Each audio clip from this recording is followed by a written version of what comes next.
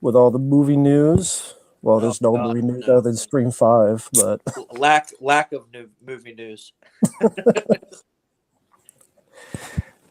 so okay, with the you've talked about this before about the way movies are today. Do you think it will ever change, like sincerely, or is it too far gone? It's gonna have to change if Hollywood wants to see return on profits. If Hollywood wants to make any money, it has to change, or they're not going to make any money, and they're all going to go bankrupt. It's just like everything else. It comes and it goes, and everything is in a trend or a pattern or a circle or whatever. If they don't change, then all their movies are going to flop, and nobody's going to want to see them. I mean, look at what's the one. What is that movie that just came out? What's it? The 355 or whatever the hell it's called. I don't even know what it's called. 867 3 4 Yeah, 9 right. That one. 3 4 4. Right. The One, female two, three, expendables or four, five, something. six. That flopped. So yeah, I mean, Matrix flopped.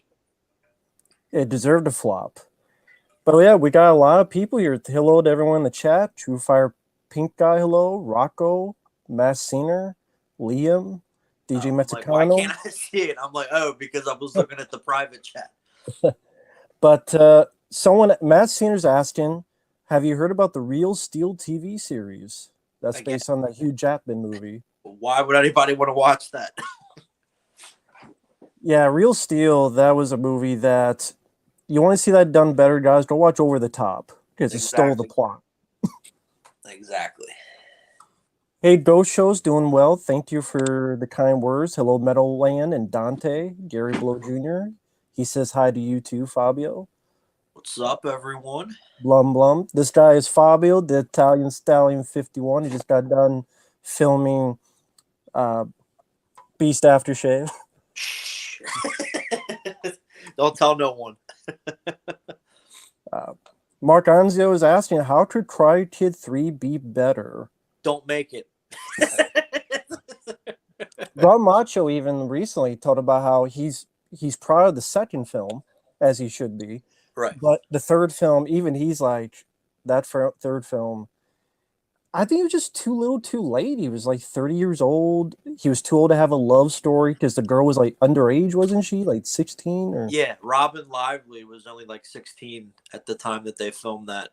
He wasn't 30. He was 28. He wasn't 20. 30. He wasn't 30 yet, but he was close. But it was right. It's too little too late.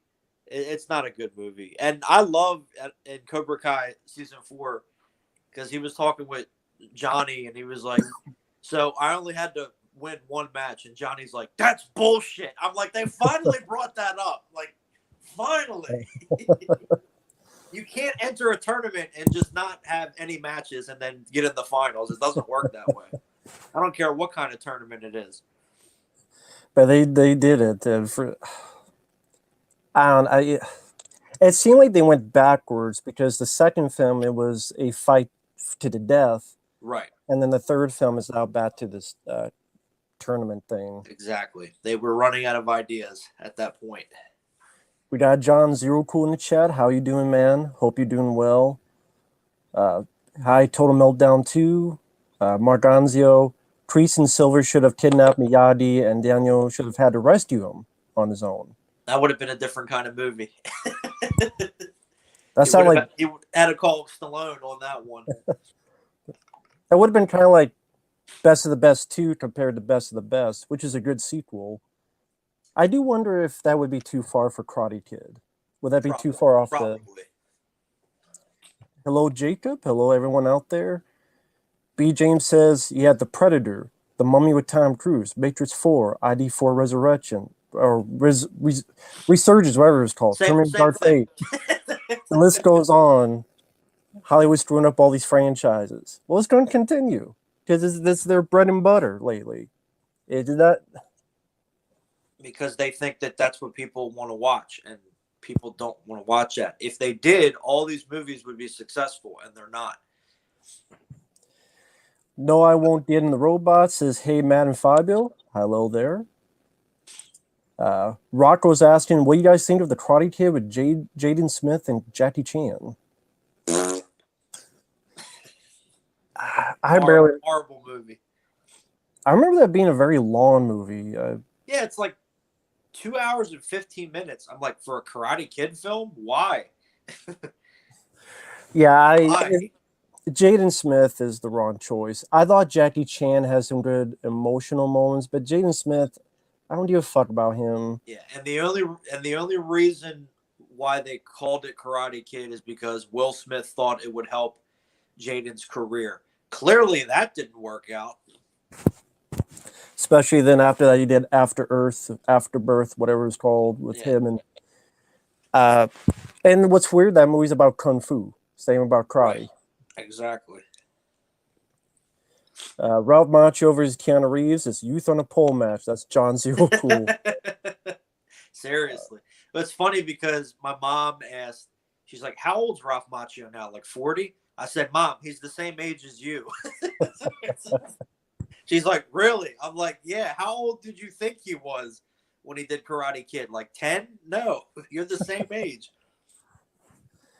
So Jacob's asking, what do you think of the film Boys in the Hood? And do you think Ice Cube was good in that movie? Oh, yeah. I love it. Boys in the Hood. Great movie. Yeah, I mean, Ice Cube fit that well. And Ice Cube has to be given the right part. Right. Exactly. I liked him in Anaconda. What do you think of him in Ghosts of Mars? I haven't seen that movie since it came out. So it's been that long. I don't remember much of it. I thought he was decent, but I thought the rumor was it was originally going to be Jason Statham in the lead. It was. Because he is in the film. Ice Cube came aboard and they switched it. In retrospect, I think that would have been cool because Statham to this day, he hasn't done that type of movie. He was also going to do Dodge Soldiers, I believe, and that didn't pan out. So I never heard that before. Yeah, he was going to be casting because that was like early in his career, and it just didn't work out. But he was going to be the lead in Dodge Soldiers, and then they cast someone else. I hope he does a film like that. It'd be different for his career. I think it'd be fun, and I don't know what he'd be fighting. I mean, but I think it'd be cool, especially now because every movie he does now is the same. Yeah, that's a lot with a lot of guys nowadays. Exactly. That's why I will give respect to Nick Cage. Not every film is great, but he'll do a Willy's Wonderland. He'll do a Mandy. He'll do something. Yeah, it's for money, and he was he needed money, but that actually kind of helped give him creativity in that. Right, because The Rock. I mean, what separates all his movies? Nothing. It's the same movie every time. God, yeah, Dwayne Johnson is just. He needs to take a break, retire, or something. Exactly. How can you miss somebody if they don't go away? Exactly. I didn't even see his TV show Young Rock, what it was called. I don't care. I gave up. He became a bitch anyway, so. So here we got in the comments, Juan Francisco. Hey, how you doing? Stream fight was disappointing. I don't want to spoil the film, but you was right. What can I say? I'll leave it at this. If you've seen the first Scream, you've seen this one. I mean, to me, it looked like a remake of Scream 4. Instead of remakes, it's requels. It's pretty much, again, if you've seen, because I looked into it, if you've seen the first one, you've seen this one. And then they throw a couple things in there to make it kind of connect to the first movie. And I'm like, well, that was stupid. And that was pointless. Why? It doesn't make sense. Wes Craven's turning over in his grave. Yeah, rest in peace. Great director. What was your favorite Wes Craven film? Mine? That's tough. There's so many to choose from. Yeah. But I would probably say The First Nightmare on Elm Street. Because it was unique. It was original. There was nothing like that before. And that one kind of launched his... Well, that and the original Hills Have Eyes launched his career. But I think Elm Street made him a bigger director. Because after that, you had Serpent in the Rainbow and People Under the Stairs and so on and so forth. And Shocker. And all the really good stuff came after that, in my opinion. I definitely agree with that. Gonzalo says hello to you guys. Hello to you too. It's funny, B. James asking, what did Fabio think of Stream 5 or Stream? Well, there you go. I haven't seen it, but I looked into it, and like I just said, if you've seen the first one, you've seen this one. So there you go. You're not missing anything. Tony Soprano, thank you for the $2 super chat. He's asking, why is the humor so awful in Venom 1 and 2? Because they want to suck Marvel's dick. They saw Deadpool and some of these other films make money that have a lot of humor, and they said Venom needs humor, even though it's a dangerous character in the comics. It could be vicious, especially Carnage. His fucking name is Carnage. He does Carnage, and even that's making Fabio sick with his shitty fucking humor in these Venom movies. It's making Fabio sick. So And the fact that they made it PG-13, it's like, why did they not read? Like, I mean, Venom's not the Punisher, but he's not a good guy. Like, what do you not understand?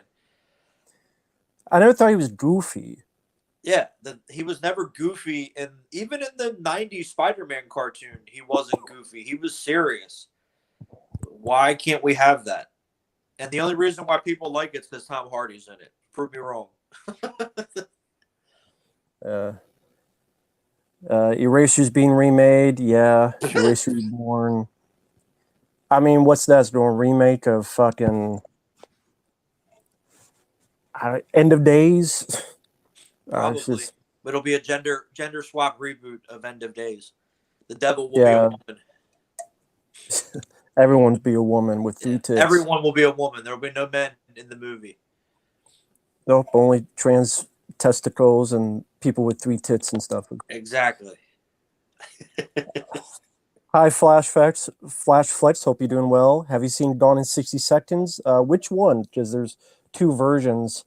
I've seen the Nick Cage one. I haven't seen the original. How about you? I just watched the original the other night, actually.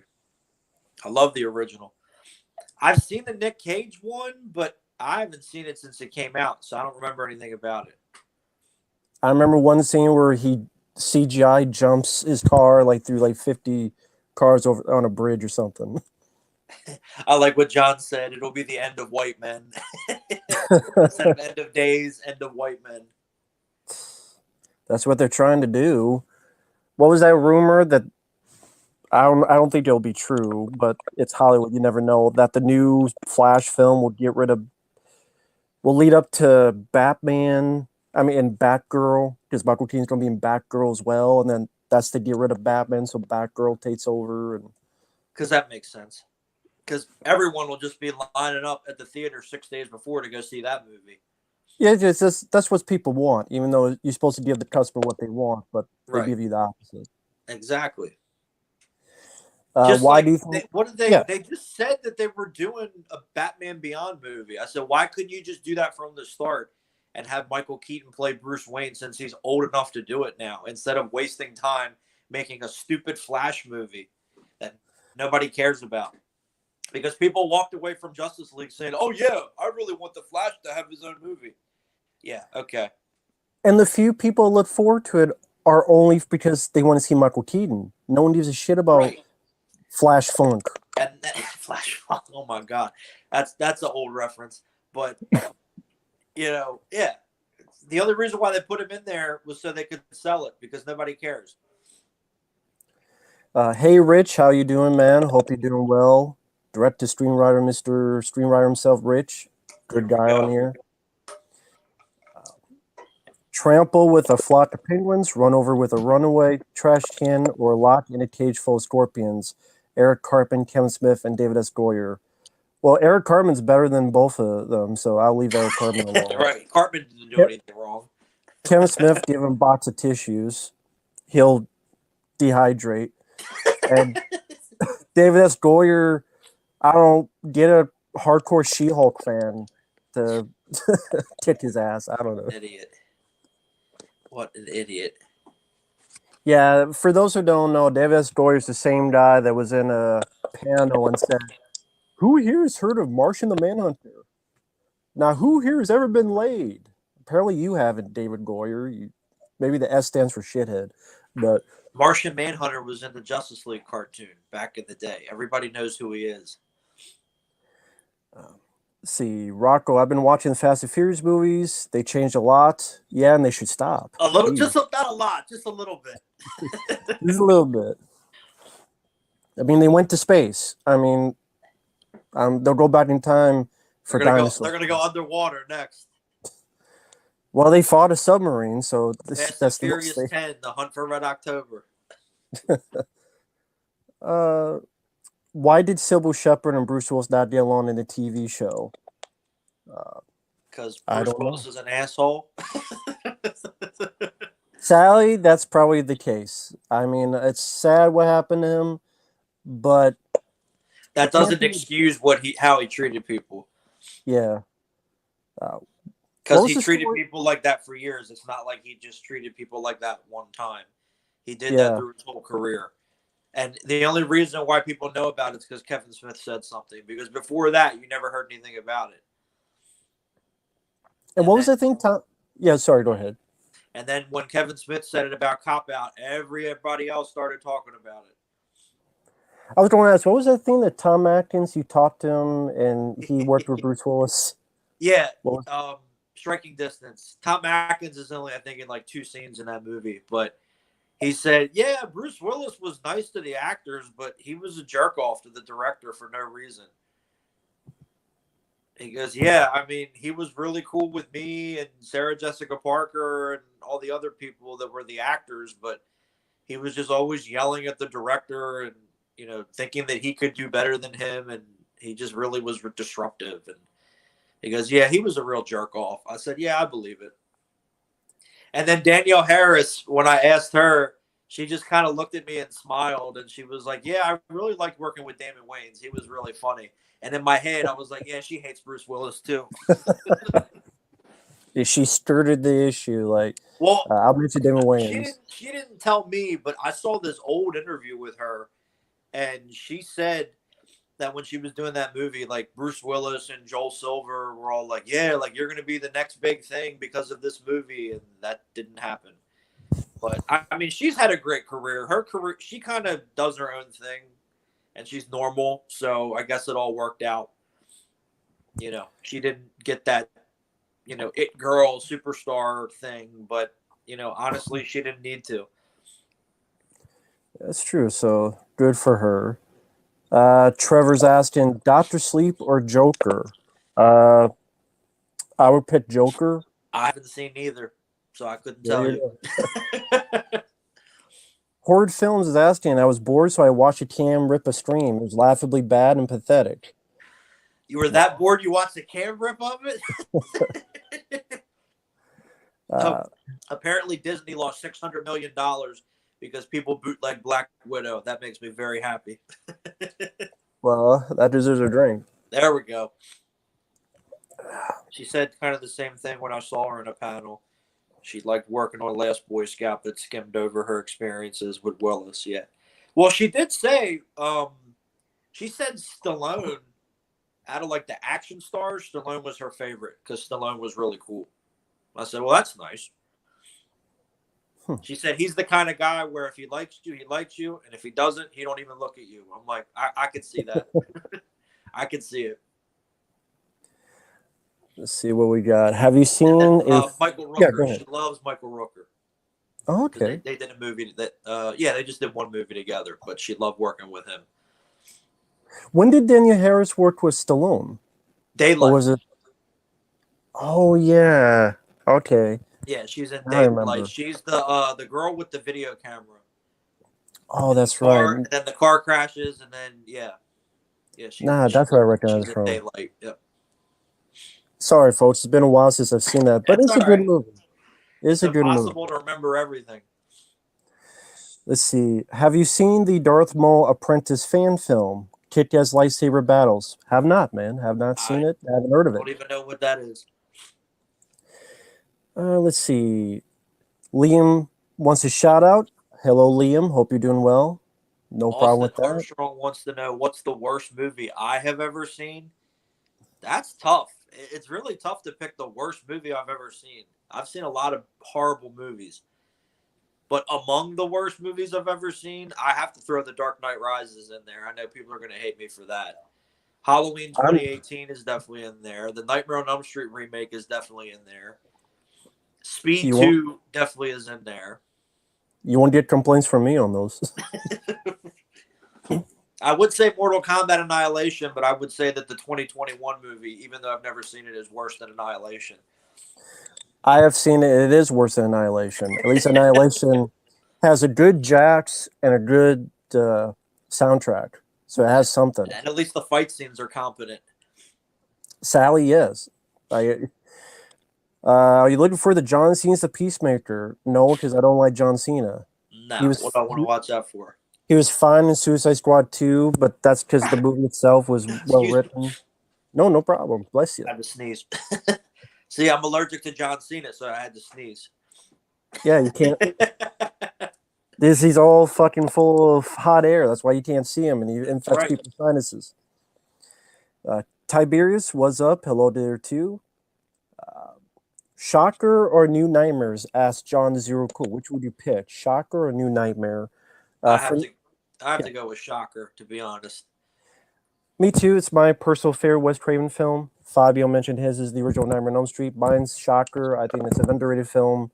I think Peter Berg does a good job, and great soundtrack. And Mitch Pileggi is fantastic. Oh yeah, that's the way it is. Shocker's awesome. When did you first see Shocker? Was it on VHS? No, I think cable. I think I caught it on cable back in the day. Cool. Maybe on maybe Chiller, when Chiller was around. Chiller's not around anymore, but maybe it was on Chiller. Probably, I think. Is that a film you have on Laserdisc? I do not have Shocker on Laserdisc. I'm sure it's expensive because all the horror stuff. I don't know what it is about horror movies on Laserdisc. They're all expensive, even the shitty ones. That's the same with VHS and everything. It seems like with I don't know what it is about the horror stuff in particular. It's pricey.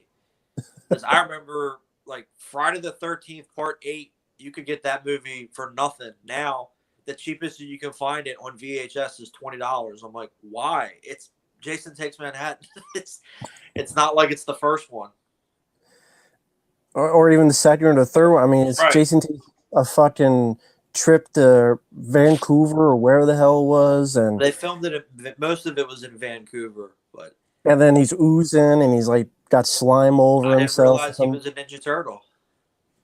He's a big giant goober ready to. But the whole movie doesn't make sense because if Crystal Lake is in New Jersey, why would they take a boat from New Jersey to New York? It's a 20-minute trip by boat. That doesn't make any sense. Well, also, how do you do it? It's a lake. How does a lake get into an ocean? Exactly. You can't fit a cruise ship in a lake. It doesn't make sense. It's not, the water's not deep enough. And it also tells you every night at midnight there's toxic waste in the sewers. Yeah, I have plenty of friends that live in New York, and I ask them, they're like, no, that's not a thing. I'm like, yeah, I know. I'm just being a smart ass, but it's not real. Blum's asking, have either of us seen Bachelor Party? Yeah, I like it. Yeah, good movie. Let's see. They made a sequel, unfortunately. Yeah. It went direct to video. That just shows you how good it is. Oh, that's right. And Michael Dudikoff is in that. I always forget he's in that movie. Yeah, the first one. That's right. Yeah.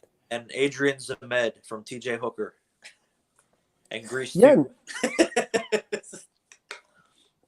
Yeah, not a bad film. That's when Tom Hanks did comedies.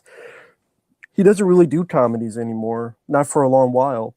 I don't think he would ever do it again, which is too bad. Why he doesn't. Yeah, he was talented in it. Exactly. Hello, Stranger Boy. Hope you're doing well. Stranger Boy.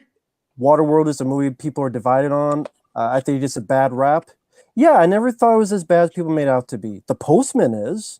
The Postman's awful, but Waterworld is fun. Waterworld is. I watched the longer cut, the Ulysses cut.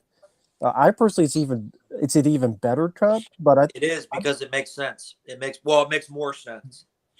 Because they cut a lot out, and there's plot holes in the movie. But if you watch the extended cut, it all makes sense.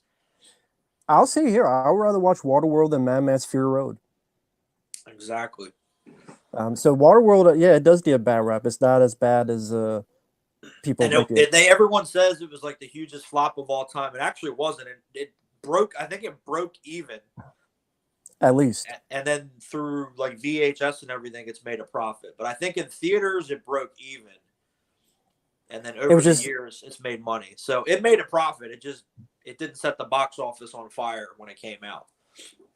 There was just a lot of hype when that film was coming out, where it was almost like destined to fail. Right, because that was because at the time Kevin Costner was one of the biggest stars because he did Robin Hood, then he did JFK, and then he did The Bodyguard, and this was like the next big movie. And I think that movie ultimately hurt his career. Because after that, his career didn't really recover because he did The Postman, unfortunately. And then pretty much every movie he did after that wasn't really successful. Like Mothman Prophecies that's Richard Gere. Dragonfly. I always get those two mixed up because they came out at the same time. Yeah, early 2000s. Yeah, Dragonfly. What was that other one? Open Range. I think Open Range did okay when it came out, but it didn't blow the box office up. 3,000 Miles of Graceland was a huge flop when it came out. So that was kind of the beginning of the end for Kevin Costner. And honestly, even now, I don't think he's fully recovered. Because what was the last movie that he starred in that went to theaters? 3 Days to a Kill? And that was 10 years ago, almost. Yeah, that was 2014, I think. At least one that he starred in. I mean, he was in... No, there was the one Criminal with Ryan Reynolds and Gal Gadot. That's right, but that didn't do anything either. No. I think that came and went. But yeah, I mean, I like Kevin Costner as an actor, but yeah, that definitely hurt his career. And that was after he won all the Oscars for Dances with Wolves. Right. Did I fire Kevin Costner? No. I like Kevin Costner. Flash, do you like Tom Hardy? I like Tom Hardy, but I think he's one of those guys that it's the same thing where he doesn't pick the best projects. Let's see. Cutthroat Island and Pluto Nash were huge failures. Yes, they definitely were, especially Pluto Nash. Well, no, and Cutthroat Island, because Cutthroat Island shut down Carolco. That was the last movie they did. It destroyed the studio. And I had a friend that worked on that movie. Really? Yeah, he was Gina Davis's bodyguard on that movie. And he even said it's one of the worst movies ever made. So did he ever tell you any behind the scenes on like... No, he said he liked going to Malta where they filmed it. It was a paid vacation. But other than that, he didn't say anything about it. He just said, yeah, I mean, I got to hang out with Gina Davis for a couple of months, and I got to go live in Malta, basically. And I got paid a lot of money. I'm like, all right, well, that must have been nice. He goes, but the movie's horrible. I'm like, well, yeah, obviously. But I don't think Cutthroat Island is that bad. No, it's not the worst movie ever. No, I mean, I don't think it's Pluto Nash, yeah, but Cutthroat Island, no. Pluto Nash is awful. All right. And to people out there, I apologize, but it's fun talking with someone actually one of these streams instead of just doing it yourself. So we just go with the flow, just how it is. Yeah, because I know some people are like, why aren't you answering my questions? Well, first of all, I can't see how many people are in the chat, but I'm sure it's a lot. It's impossible. 86. It's impossible. You're right. It's impossible to keep up. There's says there's 86 viewers. Yeah. So that's a lot of people. So and after a while, you can't see all the comments. You can only see certain comments. So yeah. So sorry. So, we can only do what we can do. It's all for fun. Tiberius mentions Venom. He's a villain and cold-blooded killer. Yeah, I mean Venom was. Opinions on Collateral Damage from 2002. Good movie. Good Arnold film.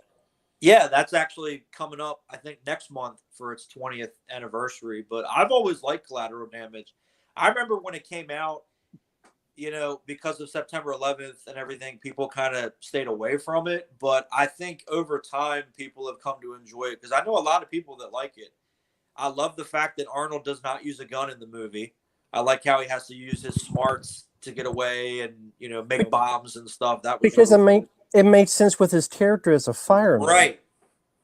And with him using the axe, that was a satisfying moment when he throws the Oh axe. yeah, that was awesome. That's like, fuck yeah. But I like Collateral Damage. I always have. I think it's pretty underrated.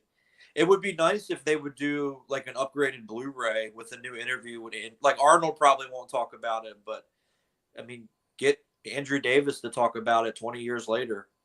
It would be nice. And that was Andrew Davis directing it, who did The Fugitive. Yeah, that was one of his last big movies because he only did a couple more movies after that, and then he retired. And I know a couple people were asking about Waterworld. Yeah, there were a lot of issues with that movie behind the scenes because Kevin Costner and Kevin Reynolds didn't get along. And because they actually filmed it on the ocean, it was difficult and they lost a lot of money because there were hurricanes and stuff because they kind of went all out with that movie. But at the end of the day, I've always liked it. I think it's a pretty underrated movie and it's gained a pretty big following over the years, which is nice. So the movie got its respect. It only took 25 years or whatever, but it got some respect later on. Which is why I got the Arrow Video Blu-ray, which is I was quite surprised when Arrow put that out, but I have it. I think I bought it the first day it came out, and it's a really nice Blu-ray. The movie looks great. It's got all the different versions. There's a bunch of features on there. It got its due. And Dennis Hopper is really fun in that movie because that was right after Speed. That's what people tend to forget. That was, I think, the first movie he did right after Speed, and he's a lot of fun as the villain in that movie. Oh yeah, when they're looking at his eye, how does it look? And it looks like shit. Right. And Jack Black's in it too. Jack Black's one of the villains. That's one of his first movies. Oh, okay. Yeah, he's in the airplane. He's the gunner in the airplane. Oh wow, okay. Because I knew before he was in Demolition Man and with one of Dennis Leary's group. I didn't know he was in Waterworld. That's really cool. He's in Waterworld. He's in True Romance, but they cut his scene out. But it's on the Blu-ray. He's the usher at the movie theater. So Ghost Shows is asking, which do you like more, the Chainsaw Massacre 2003 or Friday the 13th 2009? Friday the 13th 2009. Yeah, probably. Yeah, I might pick that too. Kingler, hope you're doing well. Are you a fan of Miami Vice, the TV show? Yeah, I do enjoy the TV show, especially the first. I think the first season is the best, but I do like the TV show Miami Vice. I do too. I need to get it on Blu-ray. The first 3 seasons were the best, and then it kind of wore off some steam after that. And Nash Bridges, I need to get Nash Bridges too. That's a good show. Do you remember when Joel Silver refused to cast Thomas Jane in Bullet to the Head because he's a white guy? Yeah, that's why I call him Joel Fat Fuck Silver. Fuck Joel Silver. He's a fucking racist. That is racism. Fuck him and fuck his fat ass. It is racist. That's what people don't want to talk about. That's definitely racist.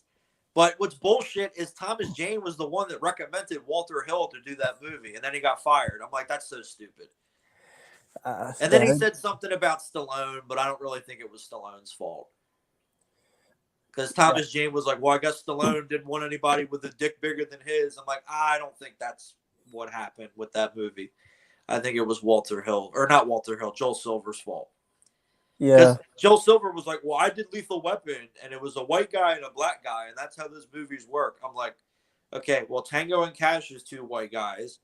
Technically, Showdown in Little Tokyo is 2 white guys. Bad Boys is 2 black guys. Exactly. So Joel Silver was just being stupid. And maybe if Thomas Jane was in that movie, it would have been a better movie.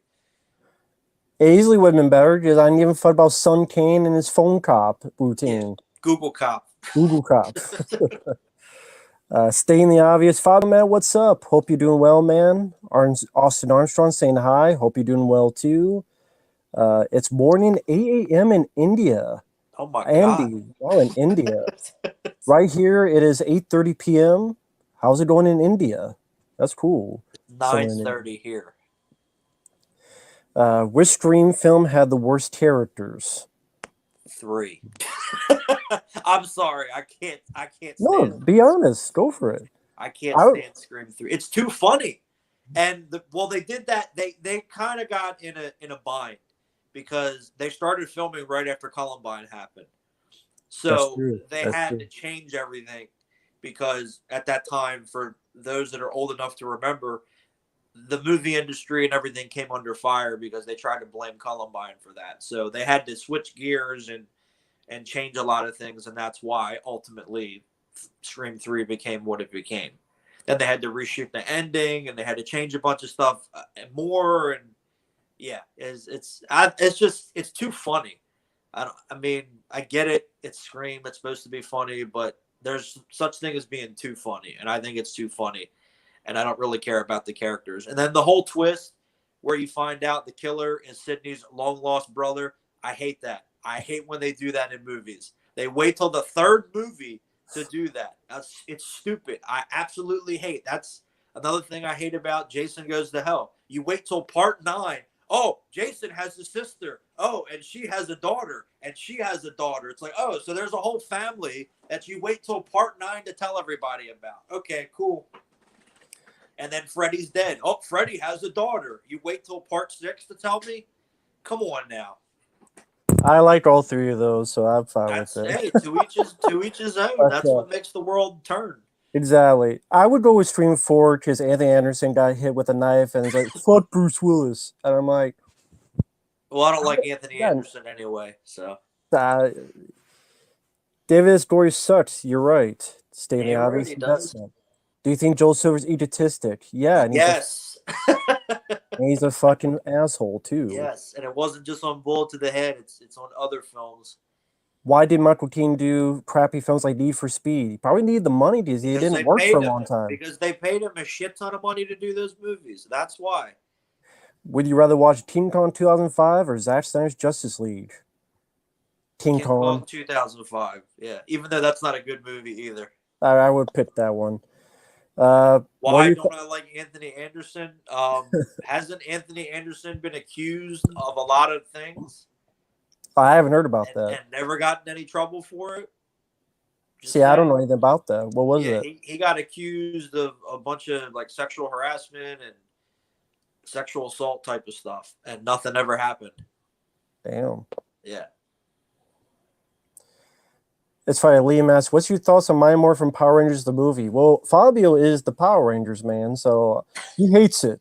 No, I am not. I am not the subject matter expert. I love it. It's not perfect, but I love it. Fast 11 will bring in the DeLorean. That's what John Zero Cool says. They might as well. Yeah. And then Christopher Lloyd will have a cameo. Like in the only good thing that was in what was that movie? A Million Ways to Die in the West or whatever. Oh, yep, with Seth MacFarlane. The only good thing about that movie was Christopher Lloyd's cameo. Maxwell's asking, what does Fabio think of Cobra Kai? He actually has reviewed. He's just uploaded a review of season 4 on his channel, The Italians Down 51. I love Cobra Kai.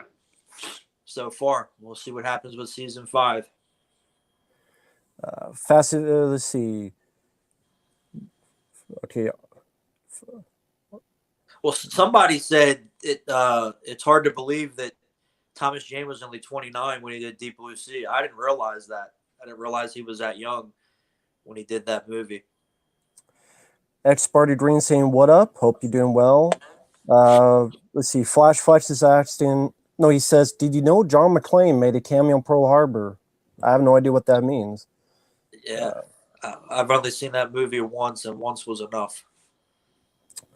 Have you seen Moving Violations from 1985? I have not seen that film. I know it's like I've never even heard of it. I don't know what that is. It's kind of a ripoff of Police Academy, but I haven't seen that one. Okay. Do you think Zack Snyder peaked too soon? Zack Snyder didn't peak at all. I mean, I like the Dawn of the Dead remake, but his last 5-10 years has been mediocre, below mediocre at best. And I mean, I feel bad what happened to his daughter, but yeah, all the other shit that he said and done, I don't care for. Like when he was on some live stream or something, and he basically took it upon himself to go on a rant about nothing, and everyone was looking very confused, and the whole thing about, well, movies aren't realistic because if a Batman movie was realistic, he would go to prison and get raped. I'm like, what are you even smoking? Take it back. Like, you're high. You're an idiot. Don't get high on your own supply. Exactly. Have you seen Silver Street from '76? Yeah, Gene Wilder and Richard Pryor. Missed them too very much. They were a great team. Absolutely. I liked all they did except the last one, Another You, but the other ones I did enjoy. Alas, Matt Films, good guy. What's good? Good to see you streaming. Doing well. Hope you're doing well for you. Flash is asking, why do you... I guess he's asking me because I guess he asked Fabio this before. Why do you think Michael Rooker hasn't done more movies when he's the lead? Huh. People... I don't know. Number one, I think people don't give him the chance because they looked at him as a villain from Henry Portrait of a Serial Killer that made a big impact. Two, in their eyes, they don't see him as a bankable star, and they want a bankable star first, not talent. He's a good lead. I think he did do a good job. He was in this low-budget Predator ripoff. I mean, it was low budget. Yeah, but it was fun to see because of him as the lead. I mean, Yeah. it is low budget, but like that was fun to see because wow, he got to be the lead and he can work. I think he just hasn't been given a fair chance. And that happened with Brad Dourif. That happened with a lot of actors that they're known as just a character actor or a villain. And, oh, well, he's not a hero character. Like, they just, it's Hollywood. Of course they don't know what they're doing. Exactly. I love Michael Rooker. He was great in Replicant, and I know he said he loved working with Van Damme, and Van Damme said the same thing about him. Cool. So, Michael Rooker is definitely capable. He was in the one he did with Danielle Harris back to back. That was pretty good. He was the lead in that. But they just didn't give him a chance to play the lead. And I don't know why, because I think he has charisma, he has talent, he's capable. And, he's Replacement Killers. He's also good in that movie where he gets to play a good guy. Cliffhanger, he gets to play a good guy. But he can play a lead. I don't know why he never did more where he was the lead. He deserves it. Yeah, he's a great actor, and I wish because of Guardians of the Galaxy he would get more roles, but Hollywood doesn't care about that. Of course. Salvatore's asking, what happened to Stephen Bauer's career? I don't know. Stephen Bauer? From Scarface. I don't know. I mean, I guess either it was a personal choice or it was another situation where they didn't think he could be a lead, which I disagree with because, again, I think he's another actor that has talent and charisma. And if you give him the chance to do something, they can prove it. Because he's good in stuff that he's in, but he was just never the lead. Yeah, I mean, I don't think there was ever a movie where he was a lead. The only other thing what was that movie? He was in a Lorenzo Lamas movie where he was the villain, but that was like almost 20 years ago. And then he was in this horrible movie called Kickboxing Academy where he was a slimy bad guy. And then that was pretty much it. And then maybe him divorcing Melanie Griffith probably wasn't a good idea. That probably hurt his career too. He did do a good job as a cop in Gleam in the Tube. Yes. Yeah, how could I forget about that? Deserves a Blu-ray for anyone out there. Very underrated movie. But yeah, good actors. Sometimes, sadly, a lot of actors slip by because Hollywood, there's too many people trying to go for that dream, just not enough room, it seems. Exactly. Like the Boz. Jacob is asking, is the movie Wall Street with Michael Douglas and Charlie Sheen good? Yeah. Yeah, I like Wall Street. I don't like the sequel. It didn't need a sequel, but I like the first one. Mostly because of Michael Douglas. Michael Douglas gives a great performance. Derek is asking, what is a popular 70s movie that did not age well?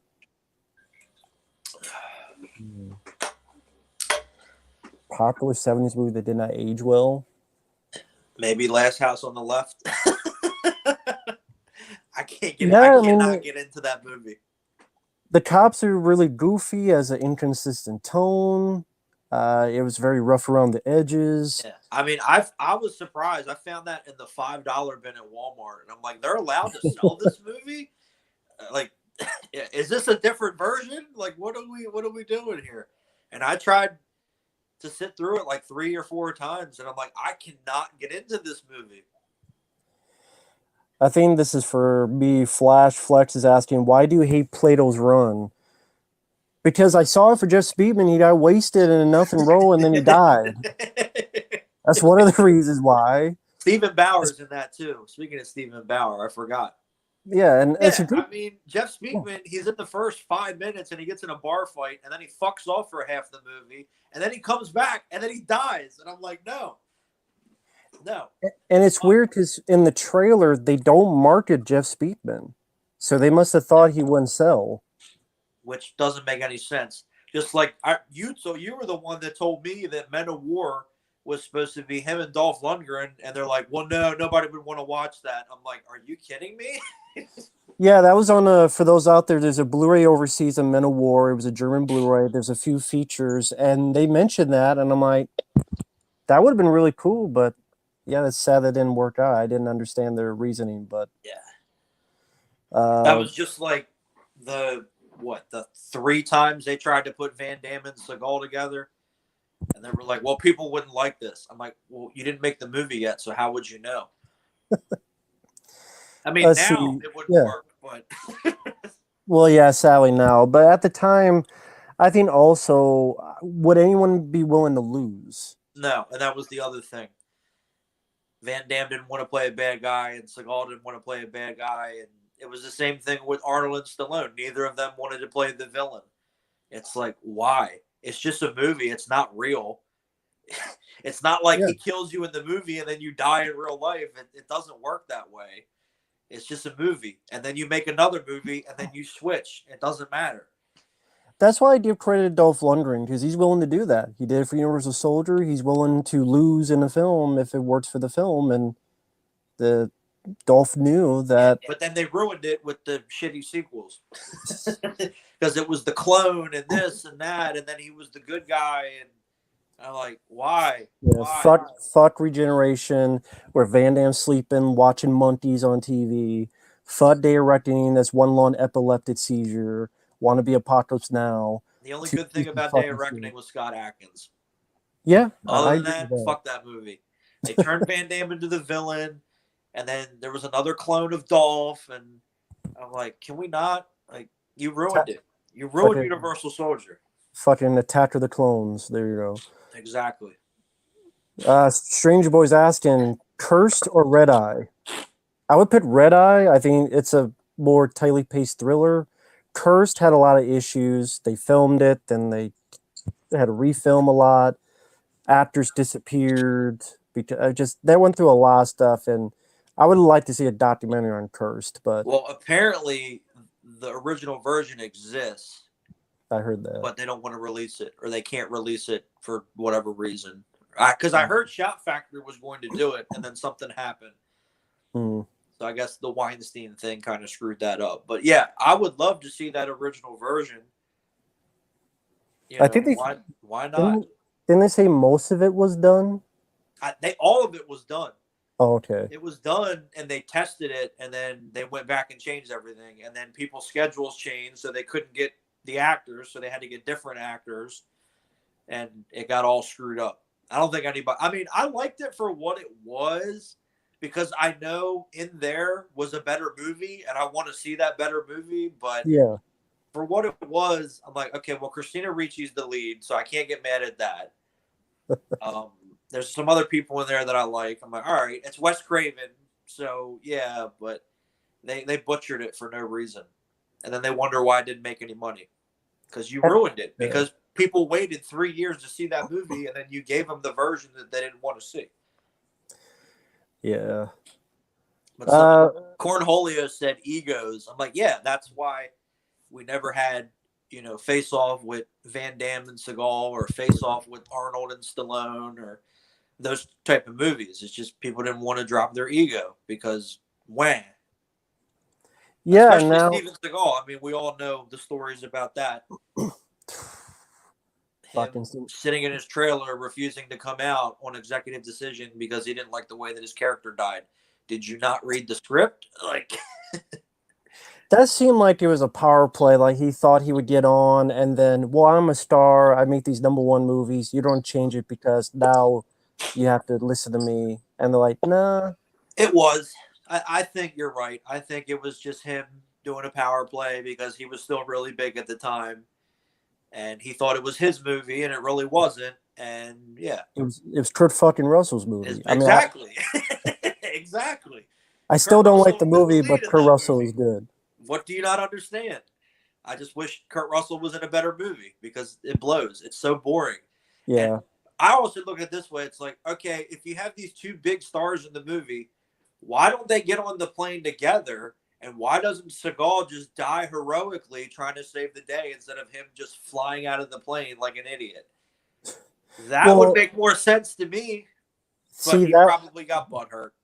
That was their version of dying heroically. Because he saved them. Because he hit the thing and he hooked the hole and he used his ass and he pled the hole and he flew away like Leia and Last Jedi. Like Mary Poppins.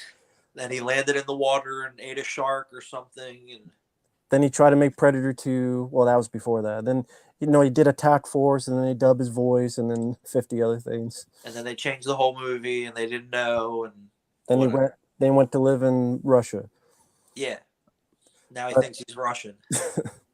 Well, a kill switch. I was reading online. Apparently, somebody saw the work print of Kill Switch, and it was completely different. It was actually a competent movie. Really? And then they changed everything. I'm like, well, honestly, I can believe that. I would be curious to see it because the movie we got where a guy went through a window 85 times is pretty competent. Yeah, exactly. Someone asked Pitch Black or The Descent. Which do you like more, Pitch Black or The Descent? I'll go with Pitch Black because I would say it's one of the better Vin Diesel movies. Gemerald, good guy on here, says, "Hey Matt, thanks for putting Boss Level in your top 10 of 2021." No problem. I think it's actually a decent Frank Grillo film. It's gotta check that out. Fun movie. Is Shocker the Stream Factor release worth picking up? Yeah. Yes. Has a good featurette on the music. It does carry over the commentary with Wes Craven. Mitch Pileggi has a good interview. He seems proud of the film. It's definitely worth a pickup. I like Don Grex's comment. Actors can be like wrestlers sometimes in the fact where an actor won't die in a movie and a wrestler won't lose a match. Again, at the end of the day, you're still getting paid. What difference does it make? And it's a movie. It's not real. It's a wrestling match. I hate to say it, the match isn't real. You're not really losing. It's just part of a story. You eventually you will win. Like, it's not that big of a deal. It's a machismo manhood. They feel if they lose, I know. And as much as I love Bret Hart, the whole Montreal thing, at the end of the day, who gives a shit? Who cares? I don't want to lose to Shawn Michaels in Canada. Well, you know what? I'm sure Shawn Michaels lost in San Antonio, where his hometown is. He did. Royal Rumble 2007 is in San Antonio. Guess what? Shawn Michaels didn't win the match. Boo-hoo. Get over it. Bret Hart was going to WCW. He was making a shit ton of money. It doesn't matter. Just drop the belt and get it the fuck over with. It doesn't matter.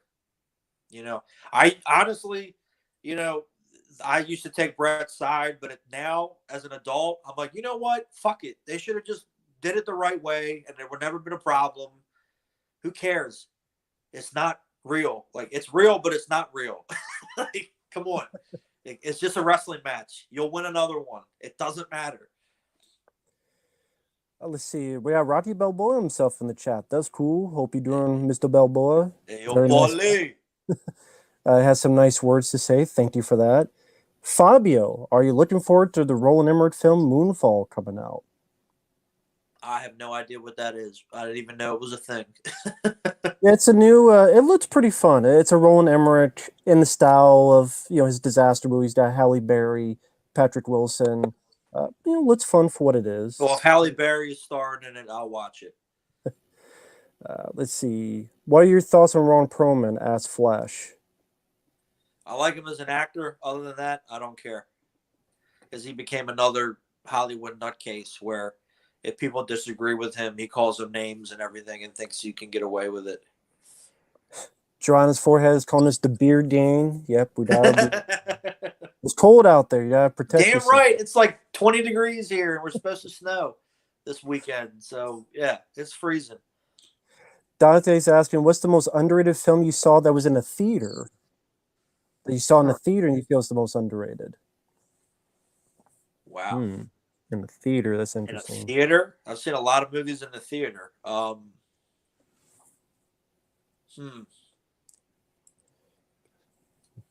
Probably The Last Stand with Arnold. It's a good choice. Maybe. Because everything else I've seen in the theater either was good or it wasn't good.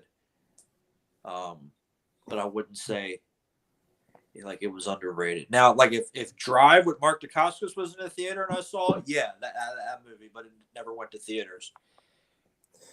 I don't know if it's the most underrated, but I would say underrated is Ben Affleck's Daredevil. There you go. Yeah, I think it's not nearly as bad as people make out to be. No, especially the director's cut. The director's cut's really good. I don't mind the PG-13 version, but the director's cut is a better film. Someone's asking about Bruce Lee versus Pimps. I don't know. Is that a Bruce Ploitation film I haven't seen? I would love to watch that if it was. Have you all seen George Lucas's first movie, THX 1138, with Robert Duvall? I've seen it. It wasn't that bad, but it's his first movie. It's rough around the edges, but it was a small independent film. It was ambitious. It was all right. Which do you prefer, Scarface or Carlito's Way? Scarface. I'll go with Scarface. Do you think thrillers are better horror movies than actual horror movies today? Well, it depends what thrillers you're talking about. Some can be. Depends what era you're talking about. Depends what you specify as a thriller. Yeah, some of them could be better at being horror type movies than especially horror films today. Yeah, that's kind of a broad question. Yeah, you gotta be a little more specific with that. Let's see. Thank you, Mark Anzio, for the kind words. Kyle, the Steven Seagal fan 2000. Hope you're doing well. Again, Rati Balboa, thank you for the kind words. Same with Justin, says hi to both of us. Chase says he saw 355 spy movie and it sucked. Well, yeah, everyone has said it sucked. What a surprise. Bobby's asking, have you seen The League of Extraordinary Gentlemen with Sean Connery? It's been a long time since I've seen that. When I first saw it, I saw it in the theater. I wasn't big on it at first.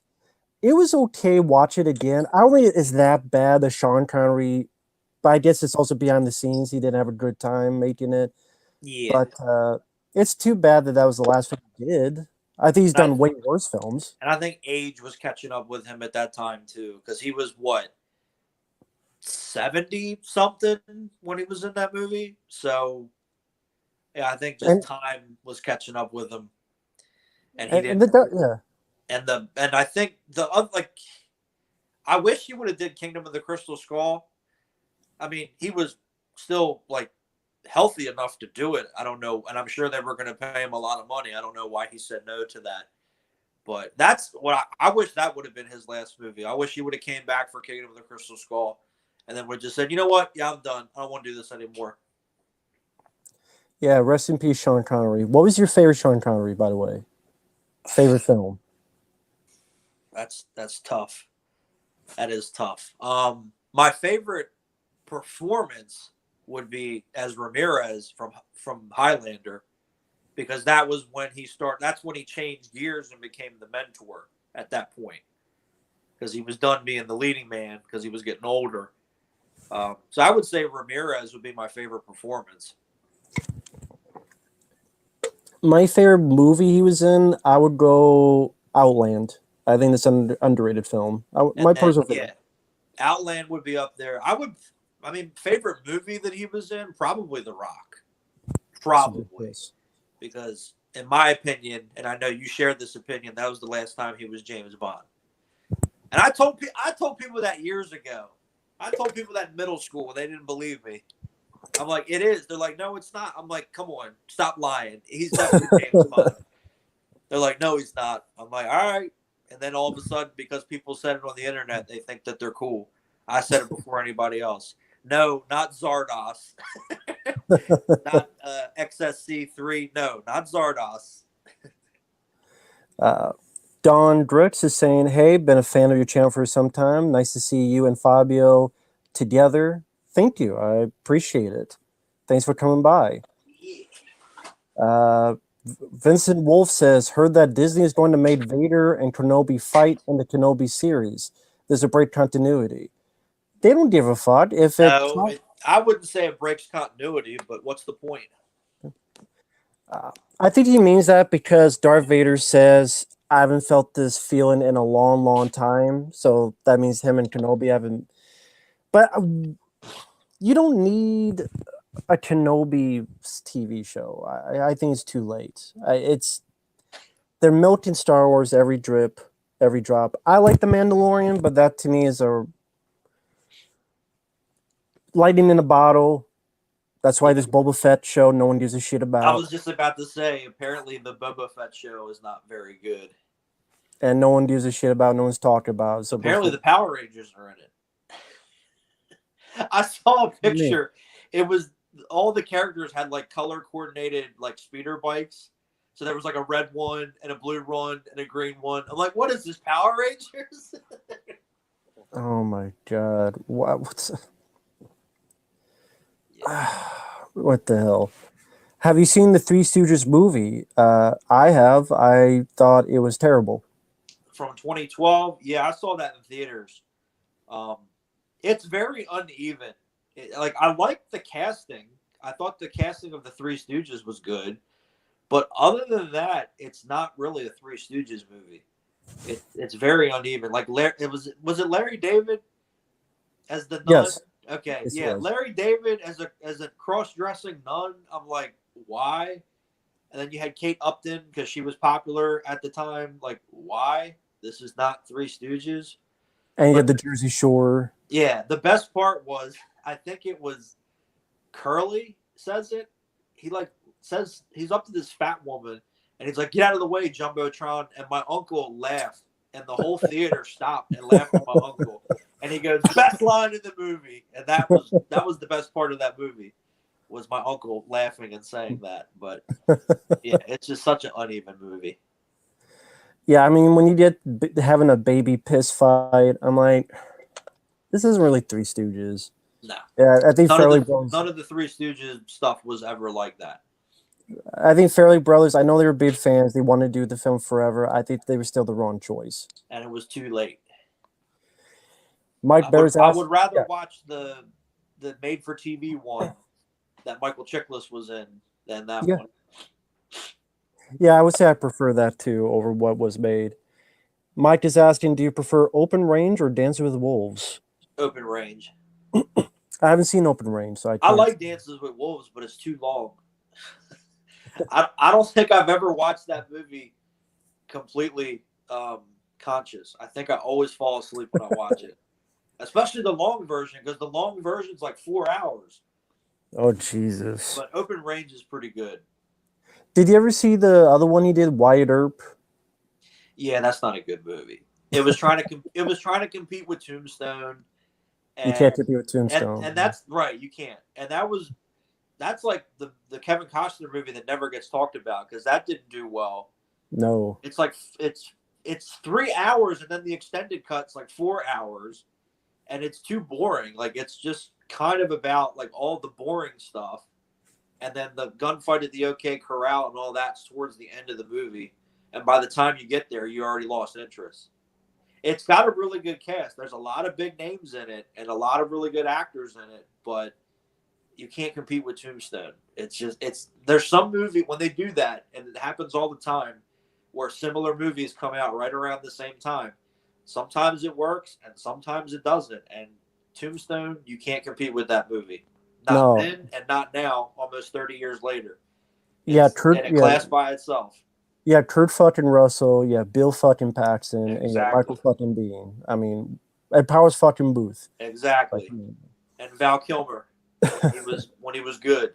One of his best performances, I would say. Absolutely. I love Tombstone. It's my favorite Western. General says the worst movie ever filmed in Malta is Black Eagle of Van Damme. I would buy it. Probably. No, we have not seen the 355 movie. Not really interested. Why would I want to watch that? Someone asked your thoughts on season 25 of South Park. I don't know anything about it. I don't watch South Park, so they're on season 25. That's what he says. Good God, I didn't realize it was. Is it? They were on before 99. They started in what? And Well, okay, no, they started in 97. Okay, yeah, it makes sense. yeah. 1997 was 25 years ago. That's frightening, but Have you seen Nick Cage's The Wicker Man? If so, what would you rank it for good, bad movies? I've never seen it. The only thing I know was the bees part. I've seen it, but I think Samurai Cop was more laughable in a fun way. Uh, Shamozen, good guy on here. Hope you're doing well. Thank you for the kind words. Austin's asking, what's your favorite 90s horror movie? 90s horror movie? That's tough. Um, would Tremors count? Sure, why not? That's a good choice. Probably Tremors. Probably. I would say Predator 2, but that's more of an action film. So I would go with Jacob's Ladder 1990 is a personal favorite. Tremors is a good one. Stephen King's Graveyard Shift. This is quite 90s is a good underrated decade. It doesn't get a lot of credit. 80s is a great decade, but 90s has a lot of good stuff too. Have you heard the Max Payne games? Yeah, I played only the first one, but I really enjoyed it. I love the first two are great. 3 is not as good as the first two. Oh, okay. It doesn't have that grit that the first two have. What was 3 on? 3 was on PlayStation 3 and Xbox 360. Oh, okay. I have it on PlayStation 3. I wonder if they ever reboot that game. It would. Honestly, I wouldn't mind seeing that. I wouldn't mind seeing a reboot of Max Payne. That's one of my favorite video games of all time. It's a fun game. Yeah, I have so many hours spent playing the first one. What is your favorite Andrew Davis movie? I would probably. That's tough because Under Siege, that is tough. Fugitive. I would go with The Fugitive, but that's tough. I'd probably say Code of Silence. Another good choice. Because it's the one movie where the critics actually like Chuck Norris. And I don't usually care what the critics say, but that time I was like, okay, yeah, I agree. Same with Time Cop, because the critics actually said nice things about Van Damme for Time Cop. I'm like, all right, well, he deserved it, so yeah. Don mentions, I feel good and bad because a couple workers of mine who never saw Scenes to Go, I told them to watch them, but I told them, get ready for a decline the further you go. At least you warned them, so you can't they can't blame you for it. Thank you for the super chat by Dolph Goldust Gaming. He says, do you guys like Teen Titans? I haven't seen much of Teen Titans, so I can't. I like the original Teen Titans. I don't like Teen Titans Go. Admins, can you do us a big favor and can you get rid of Thomas Allen because they're being a troll? That'd be really cool. Just saying. Let's see. I forgot that you could do this on stream. I can't do it on here. That's why I said it. Because if I could do it, I would have already done it. But I haven't gotten to it because thank you guys for the comments. But we got 90 people. And it's a lot, and we're just having fun, so we'll do what we can. Don't say sorry. Just don't be an idiot. How about that? Saying everybody has AIDS. Like, what are you, 12? You think you're funny or something? Reconfigured says hi. Hi back. Hope you guys are doing well. Let's see. Jack Black was in I Still Know What He Did Last Summer. It was a very strange role for him. Yeah. I always forget he's in that movie, to be honest. No, we have not seen Stream 5. Chase, we're not really interested. Let's see. Yeah, again, like I said earlier, if you've seen the first movie, you've seen the new one. There's nothing new there. Do you think physical media will eventually all disappear? No. I think there's always going to be a market. I just think it's going to be much more of a niche market where it's going to be, I don't know if it's limited edition, but there'll at least be a market where by this, it may lead to a limited where we know we'll sell a product and then maybe they'll redo it like a yearly basis. But I think they know there's a niche market that appreciates something to actually own, because when it's digital, you don't actually own it, and they can always change stuff. Exactly. And then what is always hilarious to me is when people get mad when they take something off of streaming. or like iTunes. Like if you buy it on iTunes and then they take it off of iTunes and you can't get it. Well, I bought that. Well, you didn't actually buy it. You basically rented it. You don't own it. It's not physical. If it's physical, you can own it. But my opinion, get rid of DVD. DVD is outdated. DVD is 2 generations old at this point. Yeah, So at this point, yeah. it's time to get rid of DVD. Just put everything on Blu-ray. But what about older stuff? You can put it on standard definition on Blu-ray. That's a thing. They've been doing that for a while. And it actually looks better than DVD because it's still on a Blu-ray. It's just not high definition, but it looks better. Get rid of DVD. And honestly, 4K Ultra HD is already starting to disappear because there's so many companies that aren't supporting it. There was another company today I just read they're not supporting 4K Ultra HD anymore. They're only going to support Blu-ray. And there you go. And I know people are like, well, it's impossible to put every single thing on Blu-ray. I know that. I never said that it was everything should, look great on Blu-ray. It's just the way that it is. But it's possible to put it on Blu-ray. It's just not going to be perfect because of whatever format it exists on. It's better than nothing. I just had to highlight that because I agree and I condone it. And, I concur. I concur there. That deserves another drink. DVDs are the new laser disc, basically. Thank you, man. I really appreciate that. And good choice, Out for Justice. Good choice for a Seagal flick.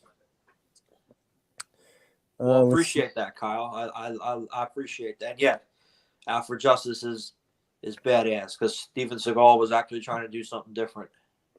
I've never heard this, that Crispin Glover was considered to play Johnny in Karate Kid. I've never heard that. I've never heard that either, but I can't see it. I mean, I love Crispin Glover, but not as Johnny. All right, we got a $5 super chat. Thank you to Mark S. And I want to highlight it once I find it. This stupid thing will let me. Come on. Well, I said it. Always yours. Exactly. Again, if you can touch it, you can own it. That's what it should be. There we go. Where do you see the direction of the blockbuster after the MCU era ends? We need something original to redefine movies. I mean, I agree. I do agree we need something original. And we were talking earlier. I don't know if we were live. Well, no, we were live. We just went live. Yeah. It needs to change because people are tired of what's out there, believe it or not. They are. I think with everything that's happened in the world the past couple of years, I think Hollywood just needs to take a break for a while. There's nothing wrong with not making something. We were just talking about Blu-ray. All this old stuff's coming out on Blu-ray. Let people catch up. Let people go find older stuff. Just take a year or two off. Just don't make any more movies. Don't make any more TV shows. Just stop and not reboot, but just, restart kind of your direction. The world, whether you agree with what's going on in the world or whether you disagree, it's been a rough couple of years for everybody. So just stop and restart and go do something new. It's really not that hard to figure out. Yeah, that's what I would like to see. I think the reality of it is, sadly, Hollywood doesn't learn its lessons because they don't look at the past, because you just repeat history, and they love repeating history. Exactly. What I mean by that is, I think what they look at with these movies is they see the lottery button, and they see that the easier way to win the lottery button is to take a familiar franchise, reboot it, and even if 5 of them are a flop, if one of them is a hit like Jurassic World was, Halloween 2018 was, Scream 5 looks like it's going to be because it made more money than some of these movies in their entire run, they go, oh, that's the way it is, that's a fad, and I don't think they're going to learn their lesson anytime soon. And No Way Home, like you say, after the MCU era ends, who knows when that will be? Spider-Man No Way Home made $1 billion. It was like the biggest hit of the year. So that completely defeats the narrative of, nobody's going to the movies because of COVID. So that is I don't know why I just said red herring. That's a myth. Same thing, I guess. I don't know. But it's a myth because people, oh, COVID, that's why movies aren't making any money. COVID. No, do you think that maybe it's because they're putting all these movies out on these streaming services the same day? Did you not think that wasn't going to work? Just saying. But if you put it in theaters, people will go see it. If people want to go see something, they will go see it. And the only reason why it made money is because of the brand name. Spider-Man. Well, Iron Boy, but you get the gist, the drift. And then the fact that it had everybody else in it. If it was just Tom Holland in that movie, it probably would not have made as much as it did. No, not as much. No, it would make money, but not the gargantuan amount it did. Because, for all intents and purposes, whether I know a lot of people like that film. I wasn't one of them, but they did a smart job marketing because they didn't show Andrew Garfield and they didn't show Tobey Maguire in the trailers, so it got people intrigued to go see the film. And I know a lot of people liked it. That's cool, to each their own. But to me, like Fabio said, if they have the option to stay home, I worked at a video store. Trust me, people would rather stay home if they want to. But if it's something gun-ho and we don't see it and they want to get out of the house, Spider-Man No Way Home is one of them and made a lot of money, so they can make money. Even though Marvel hates its audience and doesn't care what its audience thinks. And that's the other problem. People just cling to whatever it is. It doesn't matter if it's Marvel or the whole fiasco that just happened with G4 and all this other stuff. If you stop supporting it, if you stop spending money on it, trust me, they won't make them anymore. It's pure, simple economics. It's really not that hard to figure out. Trust me. Don't buy the shit and they won't make it anymore. Because wasn't Matrix, we're going to do Matrix 5 and 6. Not anymore. Why? Because nobody paid to see it. All right. Zach Hall, thank you once again for Super Chat. Stream 5 was so boring, I've had to figure out easy. I'm not surprised. I mean, what more can they do that hasn't been done? Seriously. I mean, other than make, I don't know, the villain fucking dinosaur. Or the do the Jay and Silent Bob Strike Back where it's a monkey. Now that would be interesting. Like, wow, this is a weird remake of Every Which Way But Loose. But yeah, Clyde's the killer. I'll watch that movie. Right turn Clyde and slice his throats. At least it would be different. But yeah, again, if you've seen all the other Scream movies, you've seen this one. Yeah. It's not, look, in my opinion, you can't do it without Wes Craven. Wes Craven made that his own, and Kevin Williamson. But another thing I don't like about Scream 3, Kevin Williamson didn't write it. So there you go. He wrote a version and then they didn't use it. Now, let me ask you, the whole G4 thing, since some people have brought that up, what's your opinion on all that? First of all, I didn't even know it was coming back. This was a shock to me. Yeah, me too. It's just what I said. These companies, they hate their audiences. They really do. People don't want to believe that, but it's true. Because I'm not going to get into certain things because this is your channel and this is your thing. You just say whatever you want. Okay, well, people think a certain way. Go for it. People think whatever they want to think. And when you don't agree with the company, they hate you. And that's exactly what G4 did. So for those that don't know, G4 came back as a YouTube thing. Yeah. And they were streaming, and the first thing they did before anybody opened their mouth, they were already blocking and deleting comments from people for no reason. It wasn't anything negative. It was just people say, hey, what's up? Welcome back. And comments were being blocked for no reason. And then I don't know what this chick's name is. I don't care. She went on this tangent Dumb about bitch. how who? Dumb bitch. Yeah, that's her name. She went on a whole tangent about how she's not as attractive as Morgan Webb or Olivia Munn. Well, she's right. I mean, you're not. I'm not gonna lie. You're not. She's not wrong. So what's your point? She went into business for herself and just started going on and talking about that, and you only care if you can have sex with the woman, and you're talking about, all you guys talk about is jerking off. And I'm like, what the hell does this have to do with video games, first of all? So she went on this whole rant, and the clapping seals next to her and in the audience just agreed with her because number one, they all got paid to be there. Let's be honest here. And they just wanted the attention. And I'm like, okay. And then it continued. They will not allow comments. They shut down their Reddit thread and all this because it completely backfired. And, what killed me was she was like, maybe we should be self-reflective and be nicer to each other. When yet this was the bitch that went on Twitter and said, if you support Donald Trump, you can't be a fan of mine, and fuck you and fuck them and fuck this. And then you want to tell people to be nice to each other? That makes a lot of sense. And then Adam Sessler, who I used to like back in the day, he's on there. Republicans can drink piss and die, and they're all Nazis and they're racist. And if you voted for Trump, you're a racist. And I'm like, did he say that recently? You really expect people to like you after that? I don't care whether you voted for Trump or Biden or the fucking purple people eater. What does that have to do with what you're promoting, which is video games? Everybody plays video games. And then you want to alienate half of your audience because they don't think the way that you think?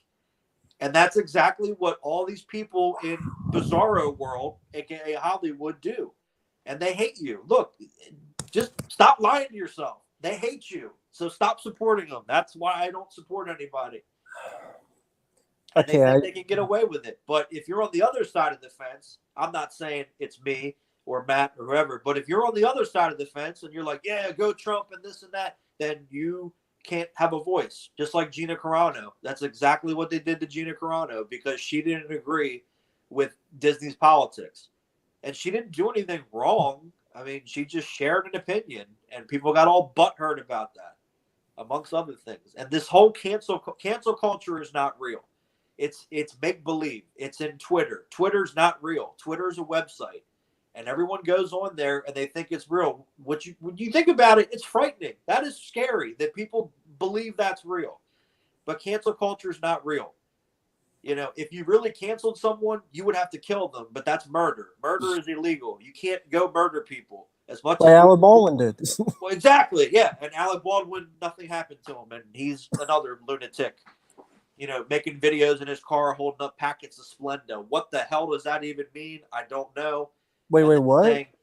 He made a video. He was in his car, and he made a video, and he's like, "We're gonna find out the truth. We're gonna find out what really happened." I'm like, "Yeah, you pulled out a gun and you shot her."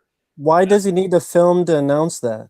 Because he's why didn't he just do it? And he wants attention, and he's narcissistic, and he held up a packet of Splenda. He's delusional. Of what? A packet of Splenda, like sugar. Oh, sure. That's sure. He held it up like this in the video.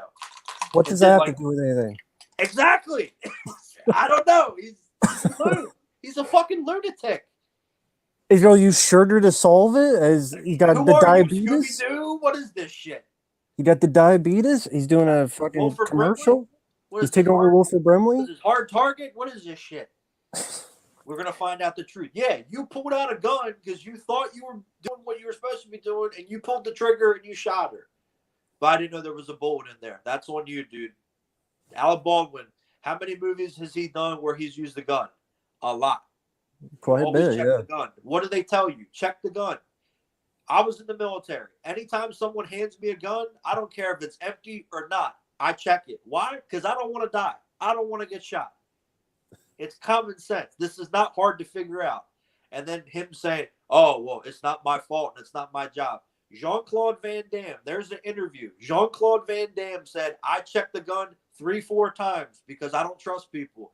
David Bradley, I checked the gun 3-4 times because I don't trust anybody. George Clooney, all these other people. This is common sense. What is the problem? Common sense in Hollywood. Lunatics. Hollywood ain't against, they're against common sense. Common sense is the holy grail. It's something that doesn't exist for them.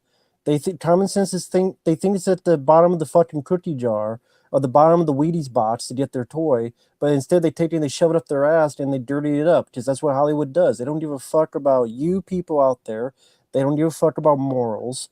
There are some nice people, but a lot of them, they just up shit creek without a paddle. Exactly. And going back to that G4 thing. Yeah, we kind of went. We kind of went a little. Let me just say this for G4 people. to Alec Baldwin, but that's the fun of this. Here's the thing. Was I bait on Donald Trump? No. Neither was The I. guy is not. Just being honest. He has not been president for over a year. Get over it. You have some guy who likes to sniff fucking kids, like Aquaman sniffed those, like the Aquaman's choir sniffed those fucking shirts in Justice League. Yeah. He sniffs fucking kids' hair. He's a fucking weirdo, fucking pervert asshole. Just get over Donald Trump. Hasn't been president for a year. Yeah. I don't care if you're for Trump, against Trump, blah, blah, blah, blah. As long as you're a decent person, that's all that matters. And how you deal with that is conversation, actually talking to people other than tweet something and then shove a thumb up your ass and have a grin on your face like a lot of these Hollywood people do. Yeah. Donald Trump is not the devil. He hasn't been president for a year. And guess what? The world hasn't really gotten that much better. Nothing changed. What do you not understand? Donald Trump has been gone for a year. Nothing has changed. What has changed? You still got a virus. Hollywood still right. We're still living in fucking COVID's world. You can't go to the store. You can. You can't go have a sandwich. You can't do this. Nothing fucking changed. Okay, get over it. What is so hard for people to figure out? People, talk shit about me. You live in the past. No, motherfucker, you live in the past. Like, I'm over it. I'm fucking over it. That's funny that people say we live in the past. What's Hollywood making? Constantly. A Scream 5, a new Chainsaw Master film that's coming out, a new Halloween film trilogy. But we live in the past. Get the fuck out of here with that shit. We live in the past. We want to see new shit. You say it all the time. I say it all the time. We want to see new stuff. So how we live in the past if we want to see new stuff? Right. I just watched Squid Game for a paid request. That was different. It was unique. I'm like, okay, why can't we have more of that? Was it the most original idea in the world? No. But it was different and it was unique and it was cool. I'm like, all right, I can get behind this. Why can't we have more of this? Willy's Wonderland, different, unique. That was fun. Yeah, not, Scream 5 or Terminator 86 because, that's what people want to see. It's going to be a horror movie. They already did that. It's called the first one. Why would I want to watch it again? But Arnold will be in it. Arnold is going to be 75 years old this year. I don't want to see that. I don't want to see a 75-year-old Terminator. Nobody does. It's over. No, get over it. Just stop. And I just love all these people out there. You're not a real fan if you don't support it. No, the real fans know when the shit's over. Okay? It ended with Terminator 2.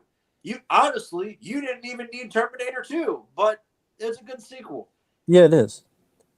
Other than that, horrible. Terminator 3, you said it best. You said that's kind of, that was a parody.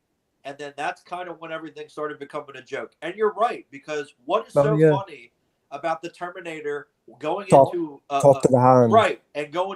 a gay strip club or whatever with those weird sunglasses? How is that funny? The Terminator, it's called the Terminator. He's supposed to go kill everybody. What do you not understand? This is a joke. How many people did he kill in 2 and 3? 1. The evil Terminator. Like, get over it. The first one, he is the Terminator. Why? Because he killed everybody that got in his way. What do you not understand? This is not hard to figure out. Good God. But let me mention a few things. First off, shout out to Justin. Seagal reading the script for such a decision. I never knew how to read. That's a great Wayne's World reference. Thank you for that, man. Frame by Frame's asking, could I pay y'all to react to something together? It would depend. Here's the thing. I only have like 10 gigabytes on my phone per month, and it's the best way for me to do it. I don't know how we would do that. Yeah, I don't know how he would do that either because his phone is up. So I appreciate it, though, man. Seagal read the script. He read his version, and then they gave him the real script. No, Steven, this is the script. But I read the script. Yeah, but that's the one that you wrote. This is the real script. This is the one we wrote. And thanks once again, Zach, for the super chat. Biden has done nothing but destroy the country since he was elected. So there you go. Well, I mean, yeah, but I'm just happy. the more things change, the more they stay the same, and nothing has changed. Exactly. So again, Look, same whore, different dress. What do you not understand? yeah, it's like, yeah, I don't know. For some of these people, buy a pair of handcuffs, handcuff you, dick to your ass, and go fuck yourself. Exactly. Something like it never ends. It doesn't. It does not end. It doesn't matter who's in charge. This is why we need to go back to the old days. Everybody just minds their own business and just does their own thing, and there won't be a problem. We need to go back to the old West. Everybody should have a gun, and if somebody steals your horse, you shoot them. That's how it should be. And one thing to David, no, I'm not a fan of Donald Trump. I just get over it. He's been gone for a year. He wasn't the devil. I didn't like him, but guess what? He's been gone and things haven't changed. That's my point. Exactly. I don't like either. I don't like either party. I think they're all full of shit. They lie to you because they want to get popular. They want to get elected. And they They'll want promise your money. That's yeah, all they care about. Every politician, for the most part, promised the world to get elected, and then they don't give a shit afterward. Because how many of them actually fulfill? Arnold was a bad governor. Yeah, he was. No, He was. that's Arnold. I know plenty of people that lived in California when he was governor, and yeah, so there you have it. Yeah, I mean, Arnold, we liked as an actor, but he was a governor, and I bet most shit he promised didn't fucking come to fruition. It didn't. And it honestly, ruined his career. Yeah, because Him going into politics ruined his career as an actor. And I know what people say, well, what about Clint Eastwood? Clint Eastwood was the mayor of the town that he lived in. It's a completely different thing. And he was only mayor for, I think, one term, which was 4 years? And he didn't do it anymore. Mm-hmm. And again, he's the mayor of the town. Oh, what? We're going to pick up garbage on Tuesday instead of Monday? Yeah, we'll get right on that. It's not really that big of a deal. Arnold Schwarzenegger was in charge of the whole state of California. And California is a huge state. And it ruined his career. Him going into politics did not help his career. And then the fact that, he banged the maid and had a kid with the maid, that didn't help either. But no, because just a little bit, right. But if he had not gone into politics, he probably would have had maybe a couple more movies where he was the star in theaters. But because Terminator 3, you have to remember, at that point, his career was not doing that well because all of the previous movies, pretty much, except Eraser, were not successful. Yeah, Collateral Damage, End of Days, The Sixth Day, they were pretty consistent flops. Yeah, I mean, Batman and Robin, it's weird with Batman and Robin because Batman and Robin made money, but because they spent so much money marketing it, it kind of flopped in that way. But in terms of budget, it made its budget back. But they spent how many millions of dollars marketing that movie? I mean, that I remember that as a kid. That summer, it was just Batman and Robin everywhere you went, which was cool as a kid. But now as an adult, it's like, well, it could have been a better movie. But exactly. Let's see. Also, another shout out from Frame by Frame. Cypher Book of Boba. No, not really. And I liked The Mandalorian, but I didn't care for Boba having his own TV show. And it seems like most people didn't care either. Like I said earlier, the Power Rangers showed up in it. By the way, thanks to everyone out there. We got to over 100 people watching. That was really cool. Thank you, man. 100 people want to listen to us talk. That's scary. Okay, I gotta let Fabio. You've mentioned this on your stream, but I figured give us a little taste of this. If you can read that. I agree. I actually did a paid request for that. That was a surprising paid request, but go check that out on his channel, the Italian Stallion 51. Give him a shout out. Well, thank you. But Arnold, Arnold Schwarzenegger was the embodiment of the American dream. He was a guy that grew up in Austria right after World War II. He didn't have any money. He didn't have anything, and he became this big, huge bodybuilder, larger than life action superstar. one of the biggest superstars ever in the history of entertainment. I mean, especially in the 90s. Arnold Schwarzenegger in the 90s was everywhere. It doesn't matter if it was movies or toys or whatever. That was kind of his decade. And then, like we were just talking about, when he went into politics, it ruined his career. It changed the way that he was. He was a hardcore Republican. People, well, here we go about politics. But this is what we're talking about. He was a Republican. He was all like, yeah, freedom and guns and money and everybody should do what they want and this and that. And then he became governor and it changed. And then, yeah, him, screw your freedom. No, Arnold, screw you. Screw you. Exactly. The old Arnold's dead and this is the reboot. Or yeah, Bill Burr. Yeah, I love Bill Burr. He's hilarious. But yeah, Arnold is not cool anymore. And I look at it this way. He's what, 70? Yeah, I think he's going to be 75 this year. I think he's 75 years old. What do you have to prove? Just sit at home and chill and relax and spend time with your granddaughter and just do interviews, talk about your movies or whatever. Why are you ruining your legacy saying stupid stuff? Yeah, it's the clone from the Sixth Day, right? Here's the thing. Arnold has no room to talk about morality when he cheated on his wife. Exactly. It's not like Arnold was this squeaky clean guy. No, and even beyond that, when he was governor, a lot of people tend to forget this, but when he was governor, all these women protested because he had all these claims of sexual harassment before Me Too was a thing. So, yeah, people, I don't know, they got amnesia. They got that selective amnesia, but that was the thing. You can Google that. And, just hearing about his behavior sometimes, it's like Arnold does not have room to talk. Again, he cheated on his wife with the maid, and the maid wasn't even hot, and had a kid with her and ruined his life because he thought with the little head instead of the big head. Steven Seagal did the same thing, but at least the maid was hot. I'm joking, people. I'm kidding. But he doesn't have room to talk. So, yeah. And then he wants to tell everybody how to live their life. I lost so much respect for him. I don't even care. Because, again, when I was a kid, Arnold was my hero. That's who I looked up to. That's who I wanted to be. And now, no, not so much. I mean, because people were like, well, you're a hypocrite because you'll still watch his movies. I said, well, that's fantasy. That's a movie. That's not real life. So I can still watch his movies because he made those before he said all this shit. It's just now I don't care what he does and what he says. Yeah. So, yeah.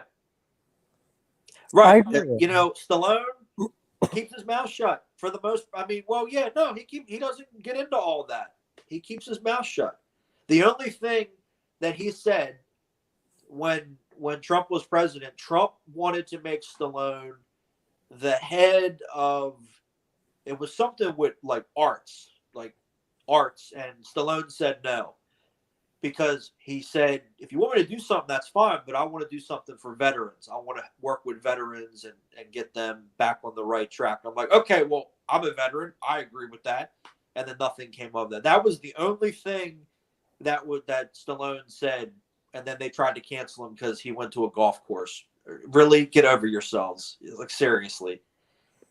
Yeah, I mean, I remember hearing that. It was the most ridiculous stuff. Like, who gives a shit if you go to a golf course? Like, again, it's like, can you look yourself in the mirror and go, what you're complaining about is ridiculous? And there's nothing. But common sense, like I said, it's been out the window for a while. It's been out to the pasture to be shot like Old Yeller. I mean, it's fucking. Yep. It is. That's the way it is. Yeah, I mean, Van Damme. I loved it. There was an interview. Of course, it was TMZ because I got nothing better to do. But Van Damme was like, "Who gives a shit? Who cares what people say? Yeah, you can do the job. You can do the job. If you can't, you can't." He goes, "You know how many locker rooms I've been in my life where people talk like that all the time?" He goes, "Everybody talks like that. Who cares?" And he's like, "Leave me alone. I got to go work out." I'm like, "Well, there you go." So, That's why I love. Well, one of the reasons why I love Van Damme. But just Exactly. who gives a shit? I miss when people just minded their own business and didn't care. But now everybody has to know everybody's business. And social media, I guess we're hypocrites because we're on YouTube. But social media took away the mystique of being a celebrity. Because before social media, I mean, yeah, people had a website, people had a fan club or whatever, and they would do interviews, but it was like this mystique about them. You didn't know who these people really were. Now all this information comes out, and I mean, maybe it was kind of a good thing, or maybe it wasn't. I don't know. It depends on how you look at it. But I don't know. I kind of miss like the '90s and the early 2000s before you had all this, and it was just its own thing. And now it's not because everyone thinks they have an opinion now. I mean, the guy that played Shang-Chi, didn't this guy say something like, yeah, like we should not look down upon pedophilia? Didn't he say something like that? Yeah, to the P, to the E, to the D, Yeah, to the like, O's. okay, you think that's appropriate? All right, cool. Whatever. But that was fine. But remember they did all that stink about James Gunn. But what he said, the Shang-Chi star is fine. Right. And he said it, what, 10 years ago? Yeah. I mean, I don't know. I mean, I don't know if they'll take over, but I don't know. It's things will change. I think it's people within here, country wise. There's going to be some people that are not going to have. They've had enough, and People have already had enough. I talk about this all the time. People are tired of this shit.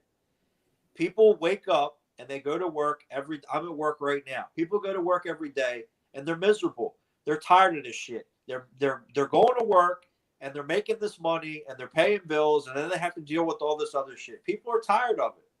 And what did I say earlier? These people hate you. Stop supporting them. Stop spending money on them. Stop buying their products because if you stop, they'll stop. It's simple economics. Stop it. Stop buying the subscriptions to Disney Plus and Netflix and stop buying these movies on Blu-ray and stop paying attention to this stuff because eventually it will go away. Trust me. Everything lives and everything dies. It's reality. I wanted to answer this one real quick. He said when he was doing his TV show, and there's actual evidence that he said that he was working this like program of, hey, we should not demonize these people so much. And I mean, feel free to look it up for yourself. That's the thing with anything. Don't believe what one or two people say who have these bigger websites. Think for yourself and do your own research, and you'll find a lot of other stuff going on out there. That's Right. why you have to have that self-identity. Right. That goes with everybody. Yeah. And I will be right back. No problem.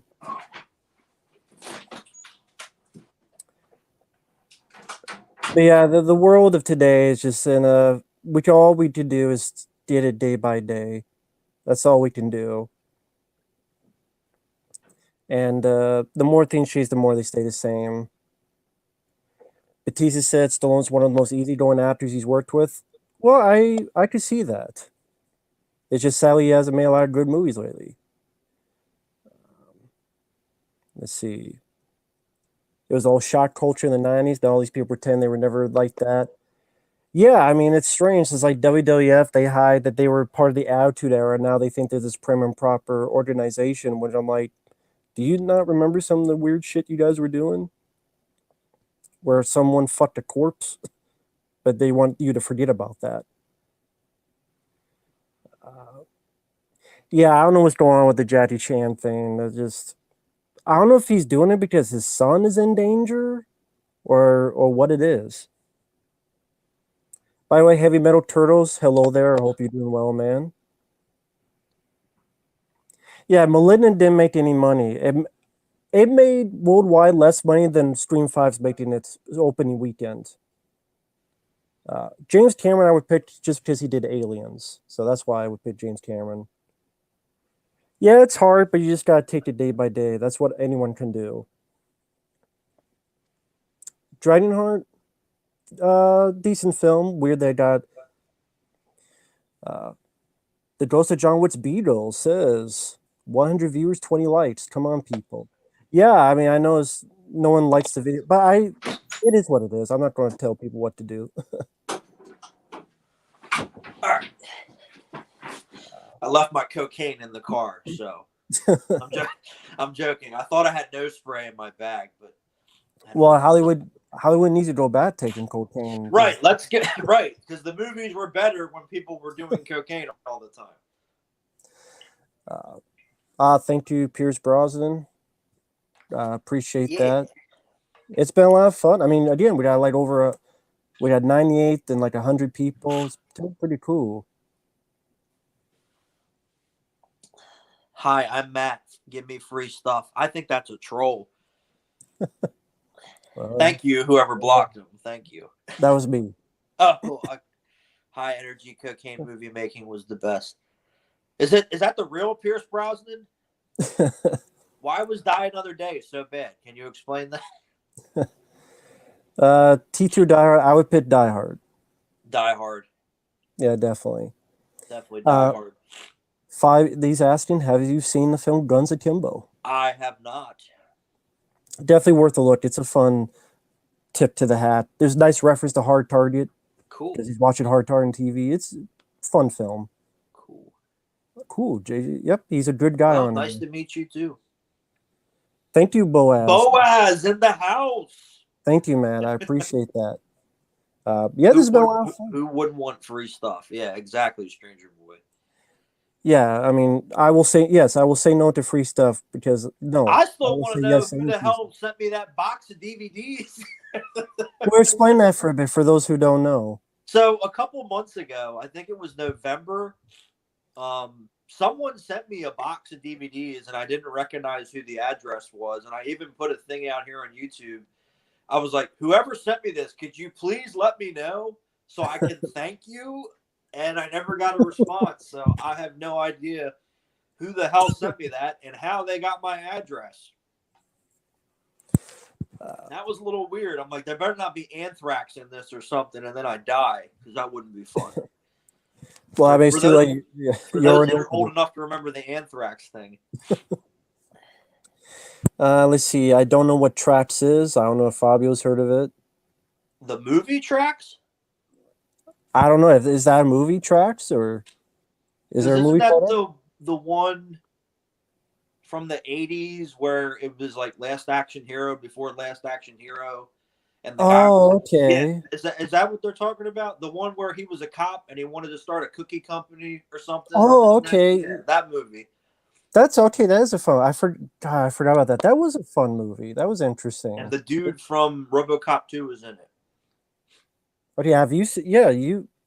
Yeah. For those out there, I think I reviewed it. How about you, Fabio? Your thoughts on it? Oh, it's fun. I wish it was on DVD because it only came out on VHS. Well, I mean, Fabio, this is an easy answer. Have you seen The Raid? Oh, I love The Raid. Which they're remaking. Yeah, I know why. Because Michael Bay's a fucking sheetard. Fuck yeah. Michael Bay. Yeah, seriously. The Raid 2, I couldn't get into. What's your favorite Indiana Jones film? Last Crusade. I would go with the first one. But they're all good. Last Crusade and then Temple of Doom is right there. I love Temple of Doom. Thanks once again to Frame by Frame saying the production of the sequel to K-12 has begun recently. Why? Jesus fucking Christ. Why? No one even knows who that girl is. I didn't even know who she was. Neither did I. I mean, Melanie Martinez. And I looked it up. Yeah, she's a singer. I'm like, oh, is she now? I ain't never heard one of her songs. After watching the film, I still don't believe she's a singer because she can't sing for squat. That was somebody asked me, what are some of the worst movies? K through 12 is definitely one of the worst movies I've ever seen. I can concur with that. It was hot garbage. It was horrible. It was terrible. And I'm like, they paid people to be in this. It was a waste of money. Girl a lot of money to write and direct and shit. Let me direct a movie. Yeah, that K2, it was a waste of money. It was a waste of time. It was a waste of celluloid. It was a waste of eardrops and eye drops and every drop and every drip because you would cry watching it, or at least in your mind you cry. I cried the whole 2 hours. I felt like Joe Bob Briggs when he was doing Phantasm 2. One motor vehicle chase with crash and burn. They destroyed a perfectly good 1970 Hemi Cuda. I cried for 4 hours. It was like cutting up the original Four Dogs playing poker. Chuck Norris learns karate in Japan. He was clean shaven, if that helps. Octagon. There you go. Can't stump him. You can't stump me on Chuck Norris. There you go. I appreciate that, Marco. Thank you. Yep. This guy has been through it. This guy, again, was part of the service, and huge respect to that man. I didn't do nothing special. I swept a lot of floors and drank a lot of beer. I didn't do much. No, I mean, yeah, sometimes if I get confused, I look a little bit into it. Was there ever a film that you were confused and you're like, what the fuck is this all about? I wasn't confused, but I know that somebody edited the page. Assassination with Charles Bronson. Someone went on there and edited the page and added all this weird shit in there. I'm like, that doesn't happen in the movie. Well, do you remember what was stuff they added, or it was something about aliens? Like they threw something about aliens in there. I'm like, nah, I don't think that's this movie. I don't think Charles Bronson ever did that kind of movie. Like, I wish I see that movie though. That version. Well, he was supposed to do the Golem, which is based on the fairy tale, but it never got made, unfortunately. They started doing special effects tests, like they did some footage and then they pulled the plug on the movie. Because there's a poster out there. You can Google it. There's a poster for it. And then there's a trailer, but it's weird because the name of the movie is called Bronson and not the Golem, but it's supposed to be the Golem. I don't know what happened there. There was probably some miscommunication, but that movie never got made. Do you remember what year that was around? I think that was like 88, 89. So it would have been after Death Wish 4. Okay. So like the Golem was going to like terrorize people when Bronson was going to be a cop and he was going to go after the Golem. I'm like, well, why didn't they make that movie? And I will never accept the truth that when they sold Delta Force, it was Charles Bronson and Chuck Norris, and they said nobody bought the movie because they didn't. Well, that's not good.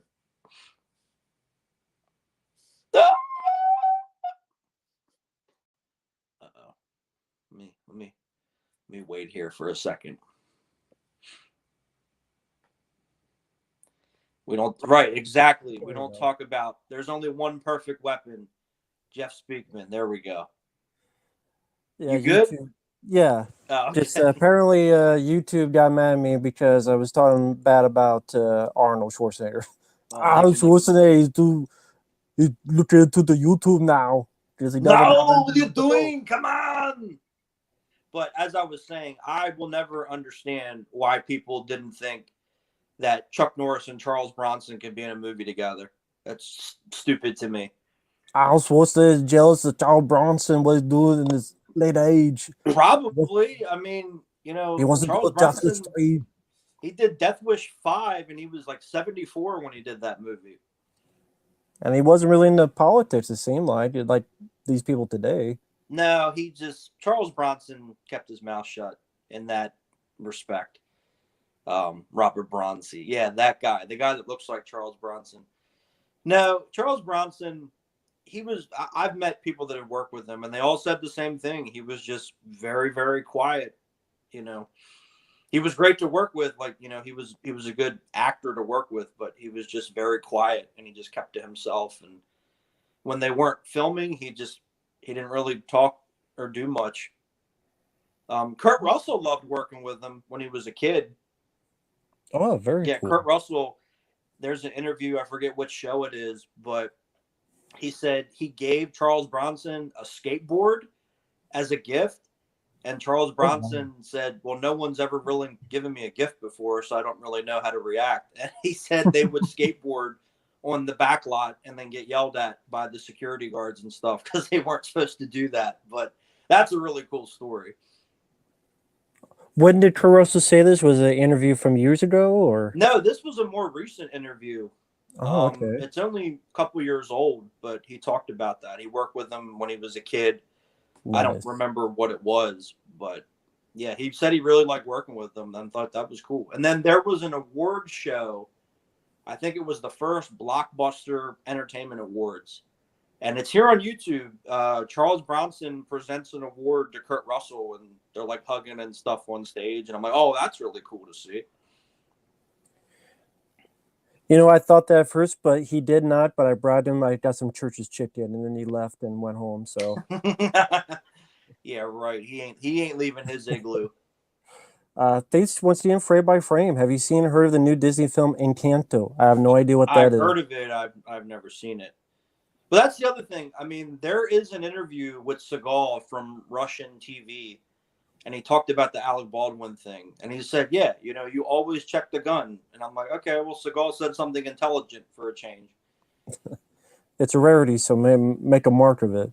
Yeah, seriously. Have you seen the one? What was it? The Art of Action. Yeah. Yeah. He said for Exit Wounds, he's like, yeah, I broke my leg on that movie. I'm like, I don't think he did because of the wire foo. I know he. Oh, like okay. he had issues back then. He had issues with his knee.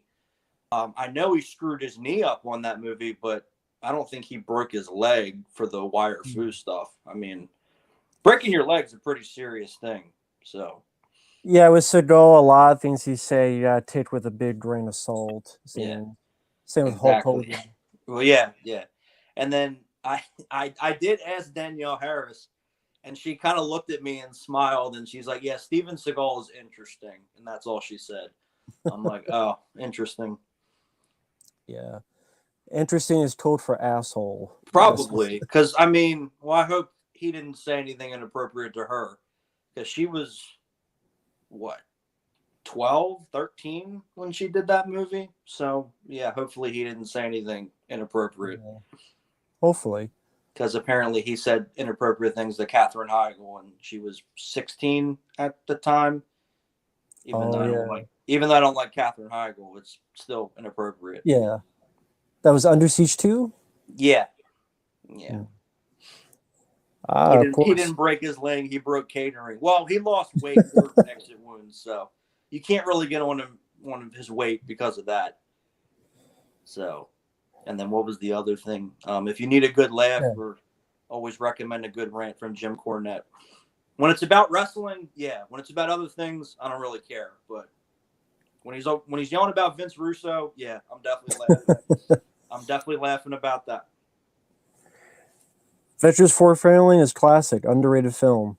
Love Ventures of Ford Fairlane. I do too. I wish it had a better Blu-ray. That would be nice. Because the Blu-ray doesn't have all the features. Let's see. And that was it. And there you go. Here, cancel culture has always kind of been a thing because when Ford Fairlane came out, they pulled it from theaters.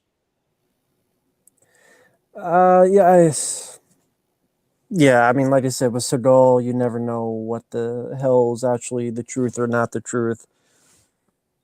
It's sad because I used to like Seagal back in the day. I don't want to hate the guy, but there's too many fucking reasons for me to do so. Yeah.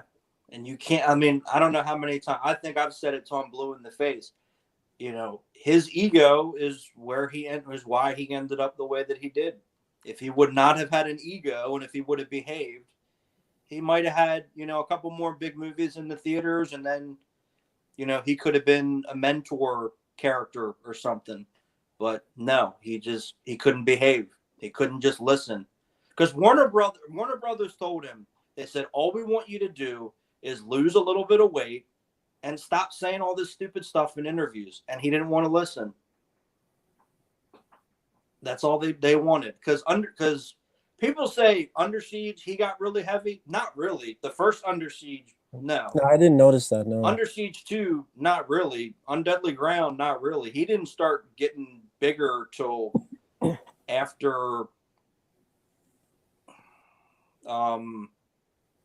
Was he having the Patriot? No, he wasn't. I mean, he might have had a little bit of weight, but he wasn't fat I in remember. the Matrix. Oh, right. He Yeah. might have just, gained a little bit of weight, but he wasn't overweight. That wasn't until Right. later. Because even Right. if you watch Fire Down Below, he's still pretty thin in that movie, and that was 97. Yeah. Same with Glimmerman. Glimmerman, he's still pretty thin.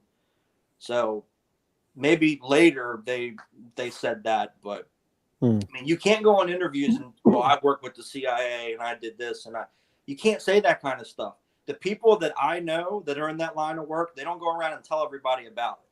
So there Yeah, you well, have if you were in the CIA, why would you let people know your secret? I it. mean, Exactly. it's like Frank Dukes when he's on, I was a spy. And then someone's like, well, why are you on TV telling people you're a spy? I think he was wearing like an eye patch. And he's like, yeah, I was a spy. It's like, why are you on this talk show telling people you're a spy? That doesn't make sense. Yeah, he went on some third-rate talk show to promote his book, which his book got pulled almost immediately after it came out. I read the first chapter. I could have sworn it was a James Bond novel. I thought it was. And then Maybe I'm like, oh, wait, it. it's not. And then I never read the rest of it. Yeah, Frank Dukes is another one.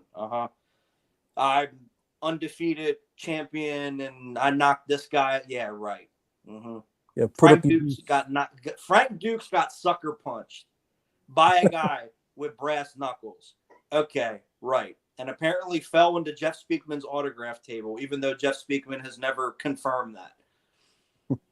And so, okay, USA. Yeah, If you say yeah. Frank Dukes is another one. He's another one, another moron. Yeah, there you go. I mean, right. Frank Dukes. And of course, when you're a kid, oh yeah, Bloodsport. Oh, that was real. And then you're an adult. Well, that's not real. They made it up. It was a great movie. I'll say that. It was a great movie, but that's all it is. It never happened. Let's see. Nate is asking, have you seen The Hateful Eight? I have not. I saw The Ridiculous Six. And that wasn't that good of a movie. Let's see. Pierce Brosnan is asking who would win, Snipes versus Van Damme in a street fight. That would be tough. Yeah, that would be really tough because they're both pretty good martial artists. Yeah, it'd be tough. I don't know. I would be interesting to see, but I don't know for sure. But let's see. Look at the super chat. That Oh yeah, that cracks me up. Well, I mean, if Hollywood, you should ask Hollywood that because they forgot that Catherine Bigelow, who's a damn good director and did Blue Steel and Her Locker, that she existed. So I actually like female directors if they're worth a shit. Didn't she win an Oscar for the Hurt Locker? I could be wrong, but I don't think I am. No, you're not wrong. She did, and I like that movie. That's weird. What are your thoughts on Her Locker? Pretty good movie. It's not my favorite movie that she did, but it's pretty good. I prefer Blue Steel and Near Dark and Point Break and that kind of stuff. But I mean, it won her an Oscar. So Penny Marshall was a great director. A League of Their Own. Big. I love Jumpin' Jack Flash. Yeah. So, yeah, I love that. What do you have against female directors? I don't have anything against female directors. Apparently Hollywood does. Depends if they're worth a shit, because that's true equality. True equality is you have to be good. Doesn't matter your race, doesn't matter your gender, doesn't matter who, what, where, and why. Doesn't matter if you're pink purple eater or if you're pink or if you got a fucking dildo up your ass. If you're worth a shit, cool. If you're not worth a shit, then you're full of shit. And that's all I want. I don't care if you got a tit or a dick or 3 tits or no dick. Just be worth a shit. Is that a problem? Is that an issue? Hollywood seems to think so. You know what? They screwed over Lexi Alexander, the lady that did Punisher Warzone. They didn't let her do what she wanted with that film. And she never directed again. Well, so she directed the movie and she finished it and it was done. It was ready to go. And then they went back and they did a lot of reshoots and then they wanted to release it as PG-13. And she was like, no, it's the Punisher. You cannot do a PG-13 Punisher, which is what we have now, ironically. And then went back and forth and back and forth. And then they changed it so much. She wanted to get her name taken off of it and they wouldn't let her. And ultimately, she was really disappointed with that experience. And that's probably why she never directed again. And I like her style. It's just they fucked that movie over. They screwed with that movie. And, she was capable. She has a martial arts background. Chuck Norris, a lot of people don't know this. Chuck Norris actually got her in America, helped her get her citizenship and everything, brought her here to America where she wanted to come and make movies. And they didn't even help her. So again, there's your answer to your question. I don't have anything against a woman director. Hollywood apparently does. Why does Patty Jenkins get all this praise? Patty Jenkins made 2 shitty Wonder Woman movies, and one of them makes light of rape. If a man did that, it would be the end of the world. But she can go on all these interviews and everything and laugh about it. If you don't believe me, they're here on YouTube, and it's okay with it. What movie has she done that's worth a shit? None. Because the Wonder Woman movies were garbage. All these movies now that are directed by women, they don't care. It is to check a box. Because wasn't Eternals directed by some Asian woman? And she won an Oscar for some boring ass movie drama. So they said, "Oh, that's what we want for a superhero movie." To make a boring, sleep-inducing, narcoleptic seizure fucking movie like The Eternals. So get a woman. I don't care if she's a woman. I tell you, she's a shitty director, and she did shitty movies. Exactly. And someone said in the chat, American Psycho was directed by a woman. Yeah. Mary Lambert, Pet Sematary 2. Unfortunately, she did Urban Legend. Was it Urban Legend? Yeah, Urban Legend Bloody Mary. That movie sucks, but I don't think it's her fault. I think it was just a shitty script.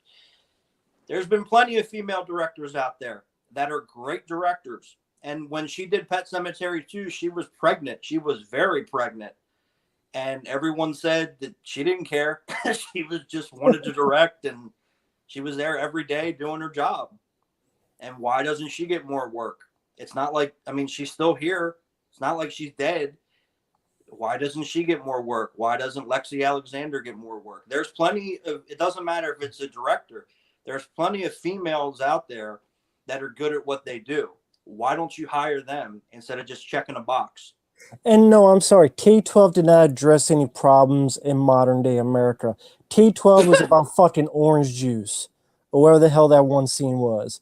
It was a shitty fever dream, wannabe Terry Gilliam film, but it was a bunch of fucking slutty people being idiots. Wasn't it like the strawberry shortcake or whatever the hell it was? Yeah. Pretty much. And then they went into the rocket ship like the end of fucking Team America. Yeah, because that's what people want to see. That has nothing to do with modern day America, unless you would. I think they're just a troll, but they keep giving you money, so they're the fool, not you, clearly. But here's a fucking K through 12. Are you kidding me? Modern day America. Yeah, you know what it does? How movies are shitty. That's what it does. You know who else is a good female director? Danielle Harris. Unfortunately, she only directed one movie. I forgot to ask her about that when I met her. But she directed a movie. It was a pretty good movie. I haven't seen that one. It's called Among Friends. It might still be on Tubi.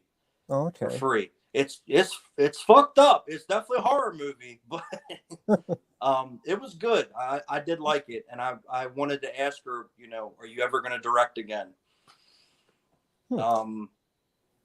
Thanks. I'm trying to think.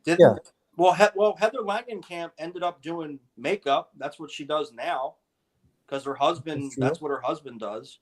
There you go. That's true. I don't get it. These people are delusional. There's always been great females out there doing stuff. People, again, just get selective amnesia. Oh my God, Wonder Woman's the first superhero movie.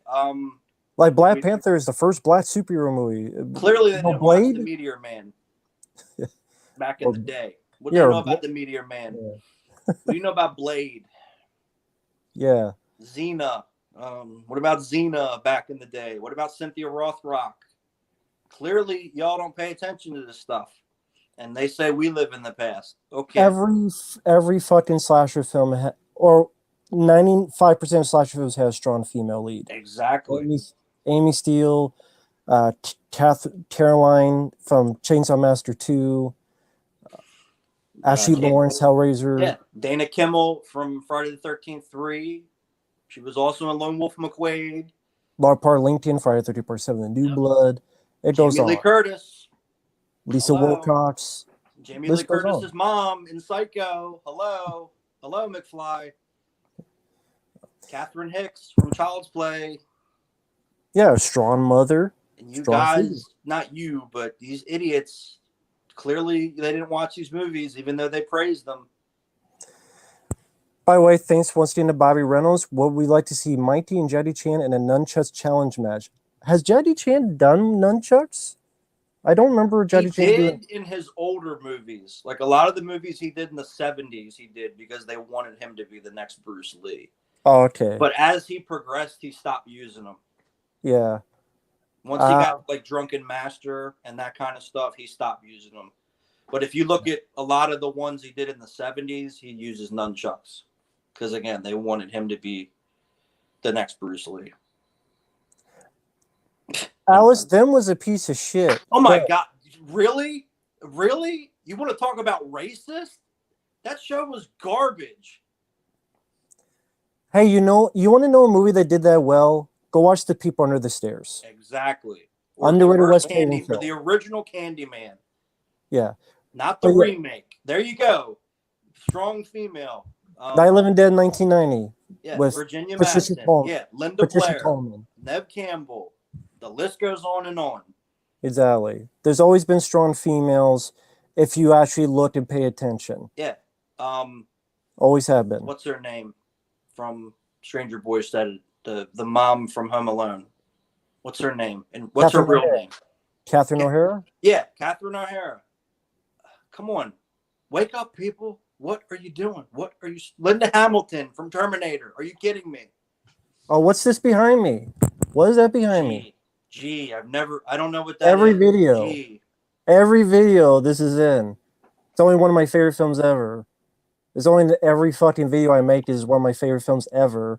And that's 2 women. 2. 1 and 2. That's called 2. You talk. Give me 2. Give me number 3, my lord. Sorry, that's but Michelle Yeoh, come on. By the way, what's your favorite Jet Li film? Hong Kong would be Fist of Legend. America would be Kiss of the Dragon. Great choices. Can't disagree with that. Hey, Linda Blair. Yeah, there you go. Linda Blair, another one. Yeah, Dee Wallace in Cujo. Linda Carter, the real Wonder Woman. Exactly. Let's see. Lindsay Wagner, back in the day, the Bionic Woman. Well, I saw this question. The thing is that they brought stuff that wasn't supposed to be on there in the first place, and that's an issue. There was over 500 rounds of live ammo. Why? Why was live ammo anywhere near a movie set? Is that why were they shooting live ammo in between takes? Why? You're not supposed to do that. There are laws against that. I don't care if it's an independent movie or it's a Marvel movie. There are laws where you are not supposed to do that. And why is one person not in jail? Why? This is not a game. This is reality. Why is Alec Baldwin making videos from his car holding up packets of Splenda? Why is the girl that was in charge of those guns not in jail? Why did she make some excuse on her Twitter and she went free? Okay, here's another question. Why does anyone that has a TikTok in charge of anything? That's my opinion. That's just me. Why are there real guns on set instead of prop guns? There are prop guns on set. But No, I when mean, it's like what we were talking about. Why, like we said, why were there real guns there in the first place? because most movies they use real guns, they just have what's called a blank firing adapter in it, where it will not fire a live round unless it does not have the blank adapter. Okay. Again, when I was in the military, whenever we shot blanks, there's this Uh, long rod that you put in the barrel of the gun and you screw it in, and it will not fire a live round. It will only fire a blank round. But what people don't realize, blank rounds still have projectiles. You can die from a blank round at close range. That's what happened to John Eric Hexum when he killed himself with a blank round. So most, again, they have, and you can, if you watch a lot of older movies like Predator, if you watch Predator, Arnold's weapon, you can see the blank adapter in the barrel of the gun. They didn't hide it. okay. So what they do with movies, because it's this long rod that goes in, and there's like a case on top of it that you screw on. For the movies, they cut the case off and they cut the screw out and they leave it in there. So that's why, because most of the time it is a real gun. It just does not have the capability to shoot a live round because it has a firing adapter to make it blank. Now, you still have to have the firing pin in there because you still have to technically shoot the gun, but you're not actually shooting the gun.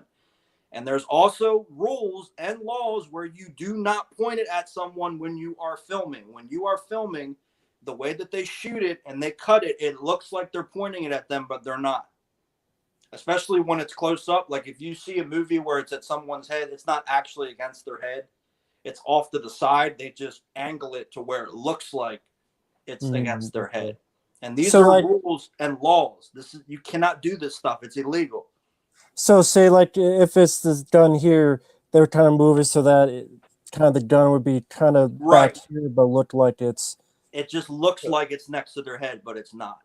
Gotcha. Yeah, because you can't do that. There's rules. This type of conversation is what should happen with these things today, is learning and actually conversing in a serious manner. And I think a lot of times they rush it, or they think they're untouchable. They think they're untouchable and nothing bad will happen. And they just make excuses. They just constantly make excuses.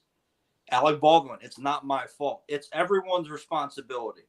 Again, when I was in the military, it didn't matter if it was my gun or the guy's next to me's gun. Everyone is responsible for that. You're an adult, okay? You know what's expected of you. It is a gun. I used to get so pissed when I was kind of in charge towards the end there when I was in the military. Guys would get their guns out of the armory and they wouldn't check it. I said, what do you think you're doing? Well, it's empty. How do you know it's empty? Did you check it? Check it. And then check it again. I own several guns. Every time I pick it up, I know it's empty. I check it. And you know what? Then I check it again. And just to be safe, I check it a third time. So there were people that would do shortcuts? Always. There's always shortcuts because they think that, oh, nothing will ever happen. Isn't it funny how the one in the chamber is the one that always kills somebody? Isn't that really weird how that happens every single time? Yeah. And I know people are commenting and they're like, well, what about Brandon Lee? What about Brandon Lee? The Brandon Lee thing, I don't know how many times I have to go over this, was different. There was a live round lodged in the barrel of a revolver. It is a revolver. You cannot look into the barrel of a revolver unless you take the cylinder out and you look through it and you can see the light. That's what killed Brandon Lee. There was a live round lodged in there. The blank is what shot the live round, and then it pushed it out, and that's what killed him. But people cannot comprehend this because apparently what they were doing was they were using live rounds, and they were shooting the rounds to get all the gunpowder and everything out. And then they were taking the casings and they were using them for the blanks, which you never do because blank casings and live casings are completely different. Blank rounds, the top is crimped up, so it can't go anywhere. When I was in the military, every blank round we used, the tip, which is the bullet, which is the part that kills people, it's crimped up, so it can't go in you. It can't kill you if it were to go out. Again, you can still die from a blank round. Again, there's the super chat. That's how John Eric Hexum died. He was doing a TV show, Cover up, I believe. Yeah, cover up. And he got bored and he had a gun and he was playing with it and he put it against his head and he pulled the trigger. The blast from the blank round and that move, it has to go somewhere. It's gravity.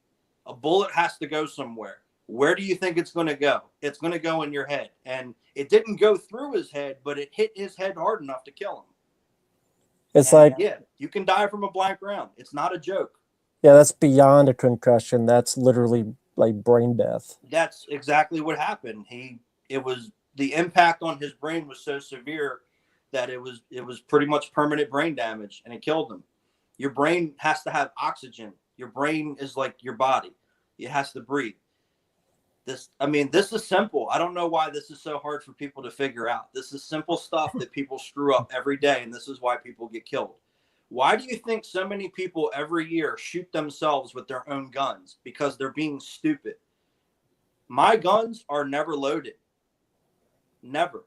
Why? Because all it takes is one split second for a loaded gun, and you forget that it's loaded, then you shoot yourself. Mine is never loaded. When I'm at home, there's ammo next to my guns, but it's not loaded. I can load it and get it ready and go do what I need to do in half a second.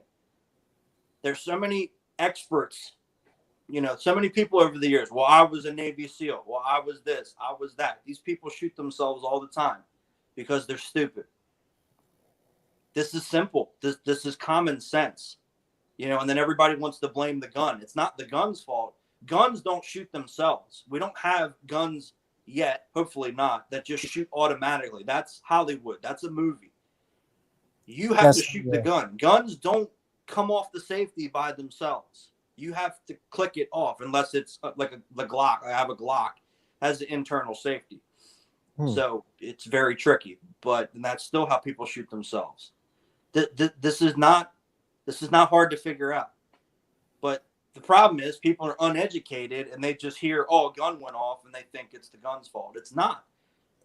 So anytime someone goes out there and shoots someone, that's the gun's fault? No, it's the person using the gun. That's why there is no such thing as gun control. And again, people cannot realize this. Probably shouldn't be using real guns, even if, if you're not responsible to handle a gun, you shouldn't use one. I completely agree with you. There were people, and I know this is going to sound crazy, but there was people that I was in the military with. I'm like, they gave you a gun, a real gun with bullets. Really? Okay. This will be interesting. You say that. What was the dumbest thing of that you saw? Like what the fuck? Like you say, they gave you a gun. Were they pointing it wrong? Were they pointing? Yeah, the dumbest thing that I saw. Now, it wasn't loaded, thank God, but it could have been loaded.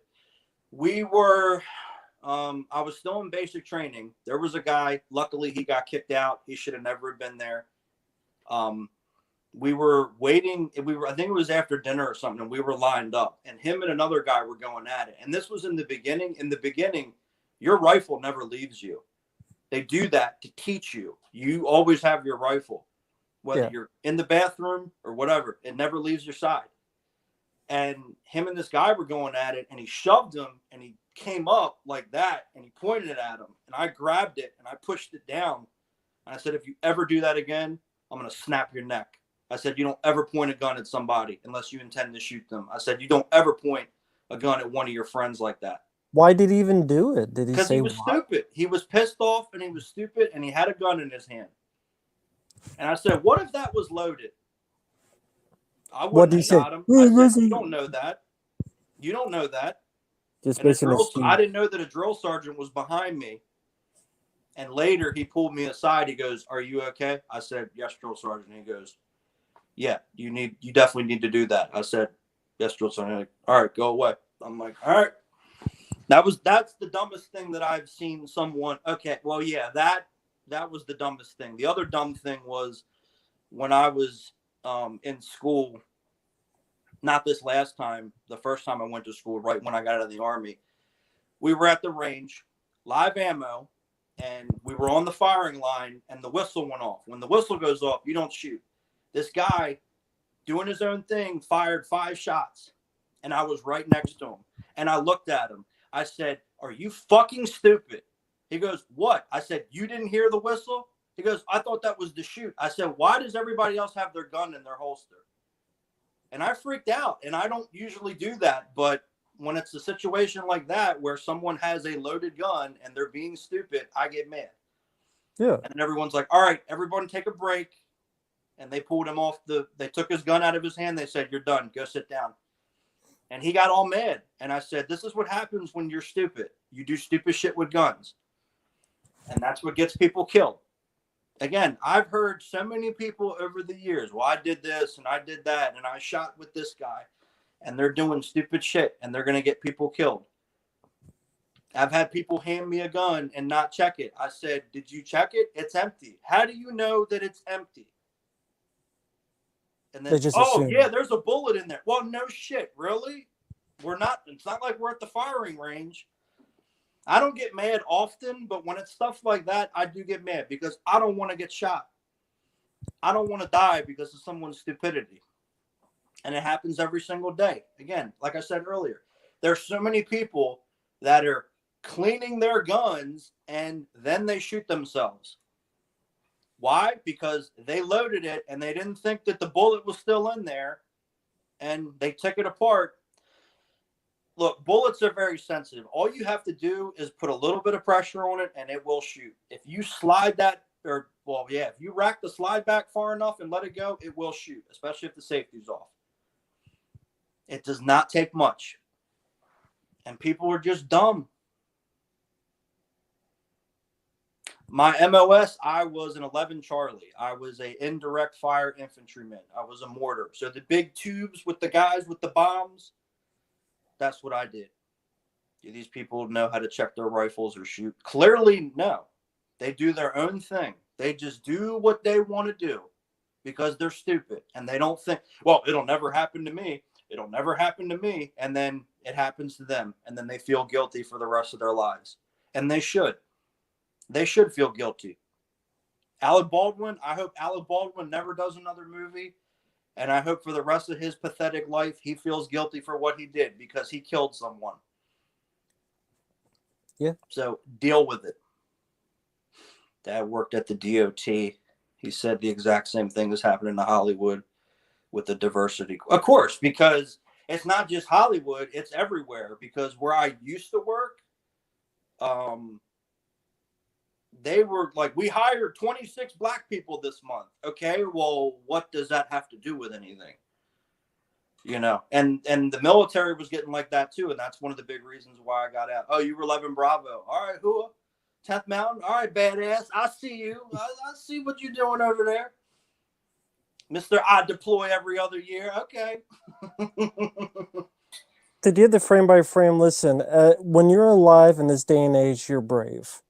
We're all brave. Yeah, seriously. I mean, when you get out of bed and you walk outside, when there's all these crazy motherfuckers that will fucking be crazy, spit you in the face, just because they're local to the local Capana, ready for just take whatever drugs or whatever fucking bullshit, whatever fucked up pills or PC pills that they're taking.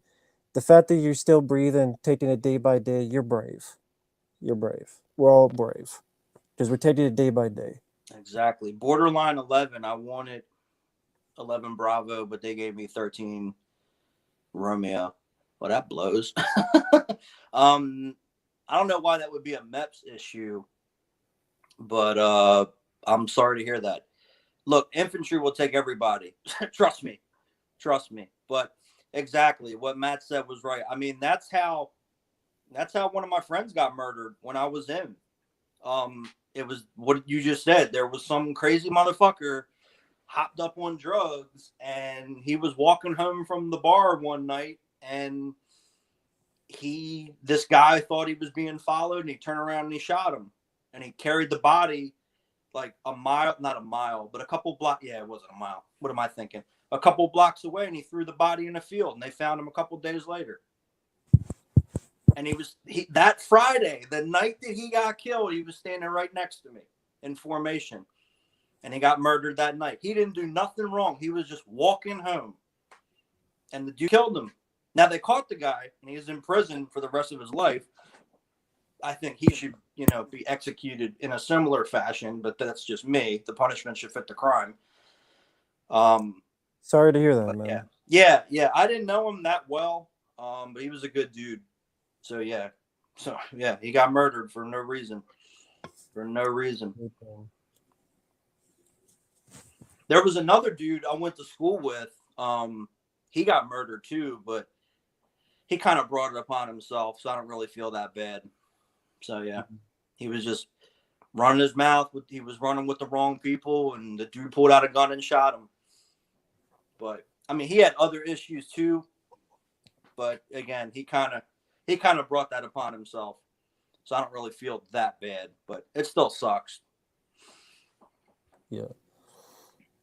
So Terry the Banks. There's people get mad at me. They're like, well, why do you always carry a weapon? I'm like, do you not understand what's going on in the world today? I'm not doing it to be cool like some of these people out here. Like, I see people carry guns all the time, and I'm like, you're giving everybody else a bad name. You look ridiculous. Stop it. This is no joke. This is no joke. Look what's going on the past, 3 years now at this point? Exactly. It's not safe wherever you are. I don't care. People are crazy, and they're getting crazier every single day. This is why I don't live in the inner city anymore. And all these people that have never left their hometown, oh, I want to go to New York. I want to go to L.A. No, you don't. No, you don't. I'll never forget. There was, when I was in L.A., there was this girl, young girl. She couldn't have been more than 15, 16 years old.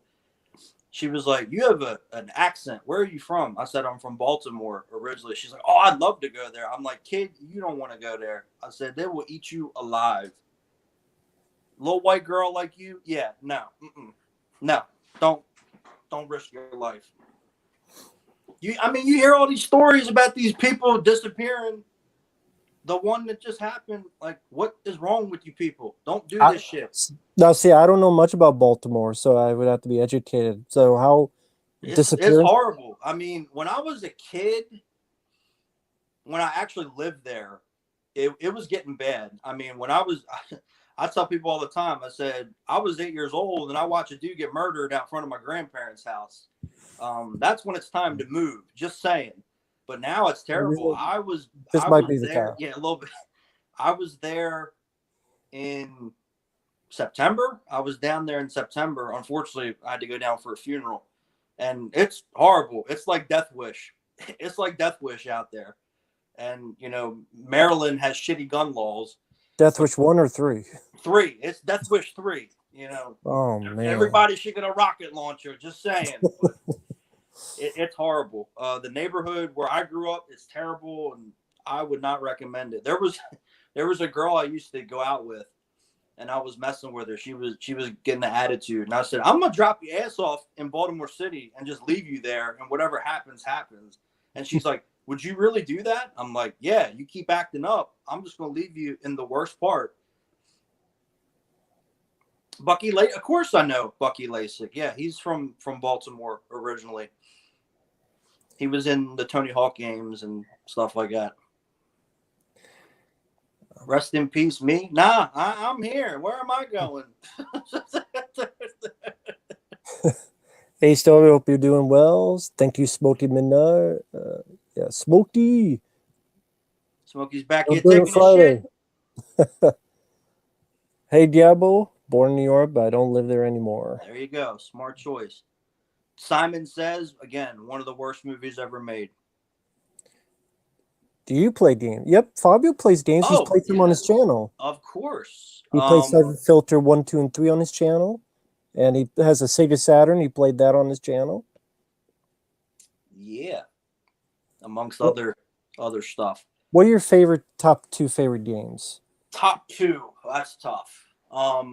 Siphon Filter is definitely up there. My brother gives me shit for that, but that's because he's my brother. He's allowed to. But the first Siphon Filter is definitely up there. And then, I gotta go. I know it's cliched, but I gotta go with Super Mario World. That was always my favorite out of the Mario games. But there's so many games. I mean, everybody keeps asking me. They're like, "Will you ever do a video game collection video?" I'm like, "Well, yeah. I gotta One have day. time. Like, I work and I do other things and paid requests. But maybe this year at some point I will do that because that would be fun. And I definitely want to do some more video game stuff, like probably just live streams. I think it's more fun to just do it as a live stream. It's more spontaneous. I don't know what happened, Andrew Davis. I guess He's his films, retired. yeah, He his films are retired. not making money. His films are not making money, and then he's like, "Well, I guess I'll just relax, retire, and just chillax." I mean, he's got to be in his 70s at this point. At least. What things in the new Star Wars trilogy did it improve upon over the other two? It didn't. I don't think it improved on anything. Yeah. If you saw the old ones, you saw those. Are there sequels worse than Last Jedi Rise of Skywalker? I mean, Alien 3.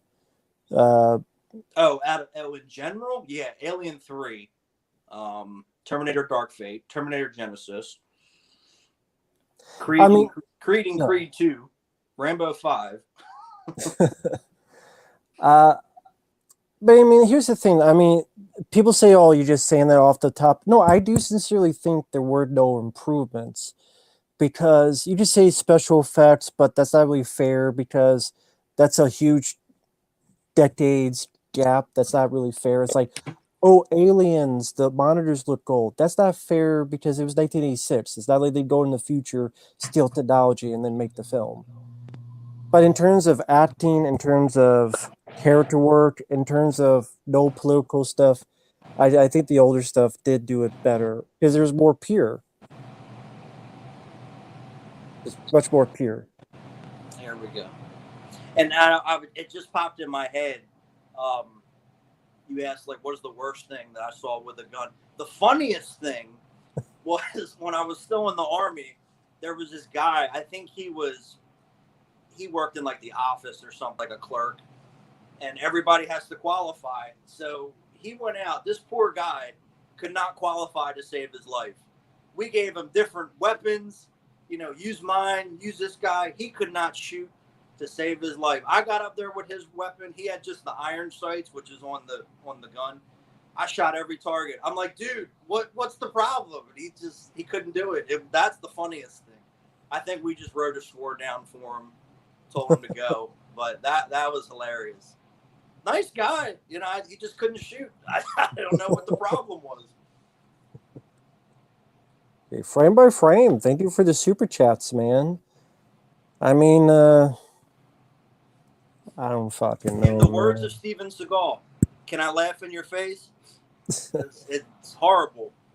Yeah, and then some. We had record inflation. Inflation has not been this high since 1982. Gas prices are through the roof. Food prices are through the roof. We have a supply chain issue. You can't get nothing. Nothing really changed. I mean, people are still out of their damn minds, out there protesting and everything. The border's a mess. The question should be, what good? Name one thing good that happened. Nothing. We're still dealing with COVID. Yeah, that keeps coming up. It's the Italian Stallion 51 is my user name. All one word. Yes. No spaces. The Italian Stallion 51. Just go to the YouTube search engine. Just type it all in one go. No spaces in between, and you'll find them on there. Yep, Gabo has it right there. Just there copy. you go. Appreciate it. Just do it. Yep. Yep, that's it. XSC. Pierce Brosnan asked, what is my favorite gun to shoot? I always liked the M4 rifle, which was my main. Well, not my main. Well, kind of. That was always my favorite to shoot. Anytime we went to the range when I was in the Army, I did not complain. I got to shoot guns and get paid, and I didn't have to buy ammo. that was always my favorite. The 50 caliber is fun too. The gun that Rambo uses at Rambo 4. Anytime you get to shoot a belt-fed machine gun is pretty fun, So you especially at did night. use that. Especially at night. So you did use that. Yeah, we had those on our vehicles, and then we always shot them because we used them all the time. Is there like kickback? Not as much as you would think. Okay. Not crazy, but it does have a little bit of recoil. Again, the round is that big. The 50 caliber rounds are pretty big, so you're obviously going to have a kickback, and it's full auto. It's a machine gun. So yeah, but it, not as much as you would think. But they're fun. They're really fun to shoot. Again, especially at night when you got night vision on and you're shooting tracer rounds. Those are always fun. Now they do start fires, unfortunately, but they're always fun to shoot. They start fires? Like you experienced that, like firsthand? Like was there like big fires, crazy fires you saw, or? Oh yeah, because Colorado is really dry and it's a desert, which people don't realize. So a lot of times when we would shoot, especially when we would shoot the mortars, everything would catch on fire and we'd have to wait. And you just sit there and you could see the smoke and it's like, oh yeah, it's on fire again. And you just kind of have to wait till the fire goes out. But, would they send helicopters to dump water? Or no, it was never that bad. Oh, okay. It just go out by its own? Yeah, it would go out by its own because it's really windy. So the wind kind of kills it, and then you shoot again, and then another fire starts, and that's really annoying. But because I remember one time we were in the field, and that happened. We'd fire around. All right, cease fire. There's a fire. Okay, well, yeah, no, there's a real fire. Oh, okay. All right, the fire's out. Shoot again. All right, cease fire. Then finally, like, just shoot everything. It doesn't matter. So we're pulling out rounds and shooting, and yeah. It's fun though. It's fun. How many tracer rounds? It's a certain. You get certain boxes for that. Like you have regular ammo, and then you have ammo with the tracers. The tracers, when you're shooting a belt fed, it's usually every third or fifth, and you can tell because the tip's a different color. The tip's like red or orange, so you know that's the tracer. Okay. And then, yeah, it kind of like shoots out and then it like lights up so you can see where it goes. And then especially at night when you got night vision on, it's really cool to look at. And yeah, those are the ones that start fires. Yeah. Are you talking about Hong Kong or American? For Hong Kong, it would be hard boiled. For America, it would be hard target. And between those two, which would you pick? I got to go with hard target.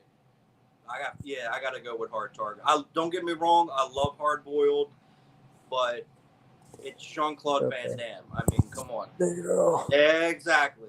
There you go. Jean-Claude Van Damme is my hero. Exactly. And the long version. What does it feel to be hunted? Preview cut, or whatever it's called. No, unfortunately, I've never fired a musket. Now that I know this is going to sound weird, but when I was in school, one of my teachers actually had a musket and brought it in and showed us, and so that was really cool. But unfortunately, I never got to fire one. It would be cool. It would be cool to shoot a musket. The javelin, never got to use a javelin. When I was in, we had javelins, but we did not use them. For rocket launchers, we had the AT-4, which those are pretty fun to shoot. But I never got to shoot the javelin. There we go. How's it going, John, by the way? Cancel Seth Rogen, nut punch JDF, and then throat punch Feldman so he can't talk anymore. For the people out here, our 87 people, could you tell the JDF story again? Or at least a little bit of your experience, because you've met this fucking man. Of course, I will share the story. I'm always down to share the story. It doesn't matter to me. So for those that don't know, JDF is Jason David Frank. He played Tommy on Mighty Morphin Power Rangers. He was the original Green Ranger, and then the White Ranger, and then he was red and black and all these other colors. So 10 years ago, it's actually coming up soon in a couple of days, I think. 10 years ago, he did a weekend training event down in Texas where he lives. It was the first one. I was like, hey, this is a once in a lifetime opportunity. I get to travel. Number one, I get to go meet him and train and do all this other stuff. So I'm like, why not? Why not do it? Yeah, there you go. So I went down there, flew down to Texas. I went down a day early, which I didn't know. I screwed up on that, but it was okay. And yeah, did a whole weekend of training, and then we went skydiving and hung out and all this. And do I regret doing that? No, because again, it is a once in a lifetime opportunity. When stuff like that comes up, you got to do it. You only live once. Do it. Enjoy life. But I know never to do it again. So when we first got there, as soon as we walked in the door, I walked over. He said, "You must be Fabio." I'm like, I am. I didn't know how he knew my name, but I said, I have the rest of the money because you only paid half and then you paid half later. I said, I got the other half, but I left it at the hotel. He said, "Don't worry about it. Just give it to me before the end of the weekend." I said, "It's a check." He goes, "That's okay. Don't worry about it." He goes, "Just, let's get going and, just give it to me before you leave." I said, "All right, no problem." Friday night, train, everything was good. Saturday, train, everything was good. Saturday night, we were getting ready to go to his house for dinner, and he showed up because there was a bunch of us, so he got a van so we wouldn't have to get a cab, and I think we ended up having to get a cab anyway because it was like 10, 12 people. It was a lot of people. And then he's like, "Hey, come here a second." And I'm like, all right, this is kind of weird. Like, why does he want to talk to just me? And so we go in his office, and he's like, "Close the door." I'm like, now this shit's getting weird. Like, there's a grown-ass man asking another grown-ass man to come in the office, and you want the door closed. Show me your Power Ranger. Yeah, like, what, are you giving me the coin? Like, am I the Power Ranger now? Like, what is this? Because, I'm not in high school anymore. The principal used to do that when I would yell certain words in the hallway, but I still do that. The doctor says I should have outgrown that by now, but clearly I haven't. Anyway, so he's like, "You owe me money, dude." I said, "Well, yeah." I said, "Yesterday, I said that I have it. I just left it at the hotel, and I forgot it again today, but I have it. You're acting like I don't have your money." He goes, "Well, you don't have it." I said, "No." I said, "I don't know what you're not understanding. I do have it. It's just not physically on me.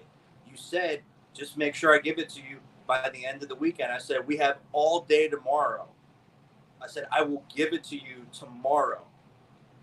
He goes, "Well, it's not right because everybody else paid and you came down here and you did all this training and everything and you still haven't paid." I'm like, "Dude, we have one more day. It's a weekend. It's 3 days. That's how that works." He goes, "All right, well, I'm not going to argue with you. Just make sure you give it to me." I'm like, "Okay." And in my head, I'm like, why are we even having this conversation? Like, this is weird. I'll help me pay for my rent today. No one's hiring me for Power Ranger 57. Yeah. So Sunday, we get up early because that's the day we went skydiving. And I have the check. It's in my hand. I put it in my bag. And we go downstairs. "All right, let's go. Get in the car." And all day, I'm like, "All right, wait, because we're skydiving. I have to pay attention because I don't want to die. Like, this is important." Right. A little bit important, yeah. Yeah. So a little bit. We're there, and then his wife, I don't know if they're still together. There was issues then, and that was 10 years ago. So his wife comes up to me, and she's like, "Hey, do you have the money?" And I pulled the check out. And I said, "It's right here." She goes, well, she might be a he now. I don't know. It's 2020. Anyway, she's like, "But it's a check." I'm like, "Yeah." I said, "I talked to Jason, and Jason said that was okay." Yeah. Wait. She's like, "It's just what's wrong with the check?" That's what I'm saying. Like, it has to be fucking cash, laundered from the bank, and then yeah. I had to go 20s actually and wash 10s. it and then make it and then dry it and then A rubber band and Yeah, the broccoli wad and yeah, whatever, lady. She's like, but we don't usually accept checks. I'm like, what business does not accept checks? Now, this was 2012, so people still paid with check back then. Now it's a little bit different. But now, if it happened now, okay, I would understand. But 10 years ago, people were still paying with checks. Some people still do. I get checks all the time. It's weird. Well, I'm going to have to talk to him about that. I said, you go right ahead. I said, until then, it's in the bag. When he comes over and gets it, then we're good. I said, I'm not giving it to you. And she got mad about that. So then we go to the restaurant. I'm not giving it to you. Yeah. Because who knows what she'll do. I'm not here for you. I'm here for him. Like, there's no middleman here. So then we go to the restaurant, and he's like, do you think you could go to an ATM and get it? And I pulled it out of the bag again. I said, do you want it now or do you want it later? He goes, I'll take it later. And I put it back in the bag. We go to the restaurant. We sit down. We had a meal and everything. We get to the hotel, and I pull it out of the bag, and I handed it to him. I said, there you go. And he opened it up, and he looked at it. All right, I'll cash it on Monday. I said, all right. Have a good day. That must have been the most important check for him for that month. Because and you know how much it was for? How much? It was $400. He acted like I owed him $6,000. It was $400, dude. Your watch, your socks are worth more. The socks that you're wearing right now are worth more than that. Okay, I don't want to hear this shit. But it was so essential that if he didn't get that check, he'd if be he didn't destitute. get $400, he'd be destitute. He'd be homeless. Yeah, he'd be right. homeless. Have you seen his martial arts school and his house? Yeah, okay, yeah, you're worried about $400, dude. I get mad when I spend 20. Really? I spent 20 on that? Like, really? He's got to buy that new Power Ranger action figure. Right, so you can feed your kids. Whatever. So, Monday. No, he needs to buy Austin St. John to beat up the doll. There we go. Because he's still butthurt about 30 years ago. So, I take the plane back Monday morning. I get home. I get settled in. Monday night, I text him, hey, did you catch the check? Yeah, man, it cleared. Yeah, I thought so. Have a nice day. Haven't talked to him since. Yeah. Well, you're kind of right about that. So I never heard the whole thing. This is amazing. Hey, anytime, Rich. I mean, you guys can ask this stuff. I don't care about, this is, I don't mind telling this stuff because he's kind of been exposed about all this. So I'm not the only one that's saying it. Yeah, actually, I think it was a little bit more. I think it was 1,000 for the weekend.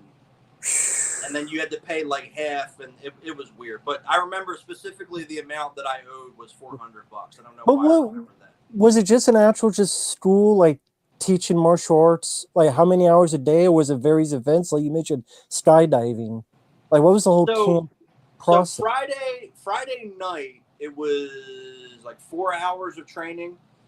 And then Saturday, it was all day. Saturday, it was like 8 o'clock in the morning to 5 o'clock in the afternoon. It was all day. And then Sunday, we went skydiving. That was extra. That wasn't part of the package. That was extra. But just because for skydiving, was there a certain reason, or just for the? Well, he is really into skydiving, and he wanted to do something different on that last day instead of. Okay. Honestly, I would have been okay with a full day of training. That's just me, because I'm a martial arts nut. I mean, it's a martial arts school. I mean, I don't know how many martial arts you learn in skydiving, unless you're, I don't know, trying to go for the Matrix and.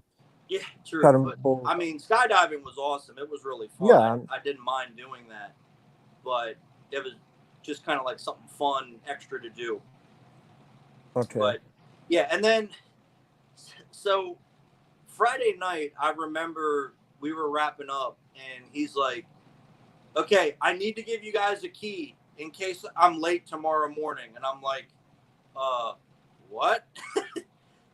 And he was. We got there early. We were there by 8 o'clock. We went in, shut the alarm off and everything. We're stretching out. warming up and everything. He didn't show up till after 9. He was over an hour late. So he harassed me for 2 to 3 days for a check he was going to get. He couldn't just enjoy. Right. Yeah. All that dude cares about is money. All he talks about is money. The whole time we were at his house. Yeah, this is $1 million house. Okay, dude, cool. You were on a famous TV show now at this point, almost 30 years ago. Did we use the color for skydiving boards like it? No, because actually that's very dangerous. That's more dangerous than just jumping out of a plane. What did his wife? Well, his wife acted like I didn't have the money, and I'm like, no, I'm not here to see you. I'm here to see him. Late to a photo op, showed up 30 minutes late with his entourage. Yeah, it's weird. He always has an entourage like he's, Van Damme don't have an entourage. Come on now. Got the snub when tried to shake his hand after the photo. Really? Yeah, it's just all he cares about is money and his exposure and ego. And then he was like, I'll sign whatever you guys want. And it was really weird because at his school, he's like, you cannot ask me anything about Power Rangers when we're here. I'm like, that's why we're here. Like, are you stupid? It sounds like JDF stands for just dumb fuck. Yeah, just the dumb fuck. Just the dumb fuck. Yeah, I agree. He's a ping pong ball. He became the evil Green Ranger again. His wife even said something to you. $800. Yeah, $800. I mean, $800 is a lot of money to me, but that's just me. Haven't heard that story. Well, there's your exclusive. You guys got an exclusive. And then, like, when we went to his house, like, we were supposed to barbecue, and he ordered pizza. Now, I don't have a problem with pizza. Obviously, I like pizza. But it's like, this, you should have planned this. He didn't really plan anything out. And then the whole, like, training trip or time, I can't talk. He's like, so what do you guys want to do? I'm like, you're the one that set this up. Like, he's just a dumb fuck. Right. I hate that so much, whether it's him or other martial arts seminars that I've gone to. And they're like, well, what do you guys want to do? Well, you're the instructor. That's your job, not my job. Like, that irks me so bad. Didn't I say on a live stream? He was paid more to stay on Power Rangers. Was that during the weekend trip? Or that was not during the weekend trip. I found that out from Austin. Austin St. John revealed that in an interview, because when they wanted to quit, everybody wanted to quit. It wasn't just the people that actually quit. Everybody was kind of fed up. Where around this season was it? 2. This is the second season. When the White Ranger came in, that's when this happened.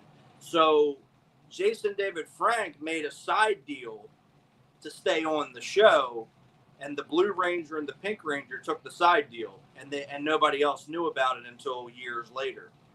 Wow. So that's what happened, and that's what a lot of people don't know. A lot of people just think that they upped and quit. No, everybody wanted to quit because they weren't being paid fairly.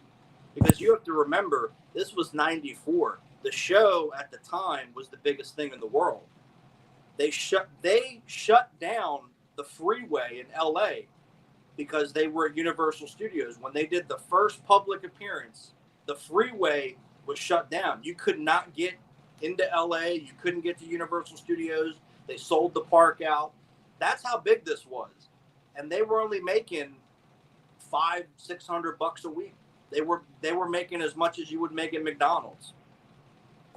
And the toys were off the shelves. I remember my mom telling me, like, that year for Christmas, she couldn't find the toys. Like, she went everywhere to find Power Ranger toys and could not find them.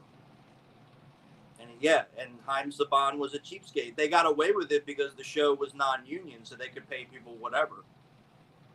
And then, Jason David Frank made a side deal, and that's why the Blue and the Pink Ranger stayed on and everybody else quit. And that is true. If you don't believe me, you can ask them, because that's exactly what happened. I have met Austin St. John. I met him a number of years ago, but he was really cool. I liked, really nice guy. I know JDF doesn't like him and talks a lot of shit about him. I think he matured because you have to remember when he was on the show, he was 17. He was a kid.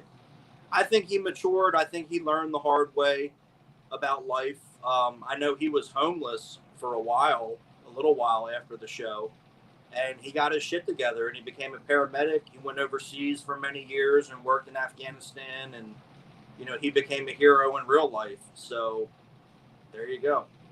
And he looks great. I know when he first started doing conventions and stuff, he was a little bit heavier, but he lost a bunch of weight. He looks pretty good now. The story with the Kia thing, or however you say it. Well, no, you're right. Yeah, so Austin St. John did this interview with some YouTuber. I don't know the guy's name, but he did this interview and he said all this stuff. He said, yeah, they made a side deal and this, that, and everything. So somebody told JDF about it, and then he went on that show the next week and said all this. He didn't even let the interviewer talk. The interviewer couldn't get a word in. It was like an hour interview. Jesus. Yeah. And then he started going on. He goes, when I came on the show, I kia'd. No one kia'd like me before because I've been fighting and competing my whole life. And when you kia, you need to let people know who you are and you need to make it sound great. And no one did that before me. Yeah, dude, shut up. Okay. Nobody gives a shit. Three Ninjas did it first. Right. And Three Ninjas came out the year before the movie did. I like that he's so proud the show, that I'm sorry. I did the Tia. Like I did the Tia. It's like, well, yeah, because when he came on the show, he was like, oh, and it's like, okay, we get it. You're having a heart attack. You know what? Van Damme did it before that and did better. Right. By you fucking having your beef Chuck with Norris him. did it. Not every movie, but Chuck Norris did it in a bunch There's of been movies. others that have done it, despite. Right. He's like, no one kia'd like me. I mean, like, all right, dude. And he was like, no one did fight scenes like me. When I came on the show, the fight scenes were different. I'm like, okay. Okay, USA. Yeah, you are just so delusional and full of yourself. And, again, I idolized this guy when I was a kid. He was my hero. And now, not so much. And I will be right back. No problem. I got to actually go do work for a minute. No problem. It's been a very fun stream. I want to thank you guys for joining. One that I wanted to answer a bit before. Night of Stoke. Nothing to apologize, Night of Snoke, if you're still with us. Are there any books or games you want to see adapted into a film or a show or vice versa? A game that you want to see adapted to a film? Dead Space. John Carpenter wanted to do a Dead Space movie. Sadly, that never happened, but I would love to see him get the chance to do that. A good Max Payne movie with Van Damme in the era Wake of Death. I think that could be a good John Woo Van Damme reunion. Max Payne movie, not the stupid Marky Mark and his Funky Bunch film. As for a game to be, a movie to be a game? That's tough. Like a movie that I would want to be a game.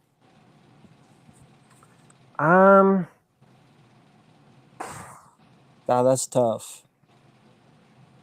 I have to think about that, guys. Really, what movie would have made a good video game?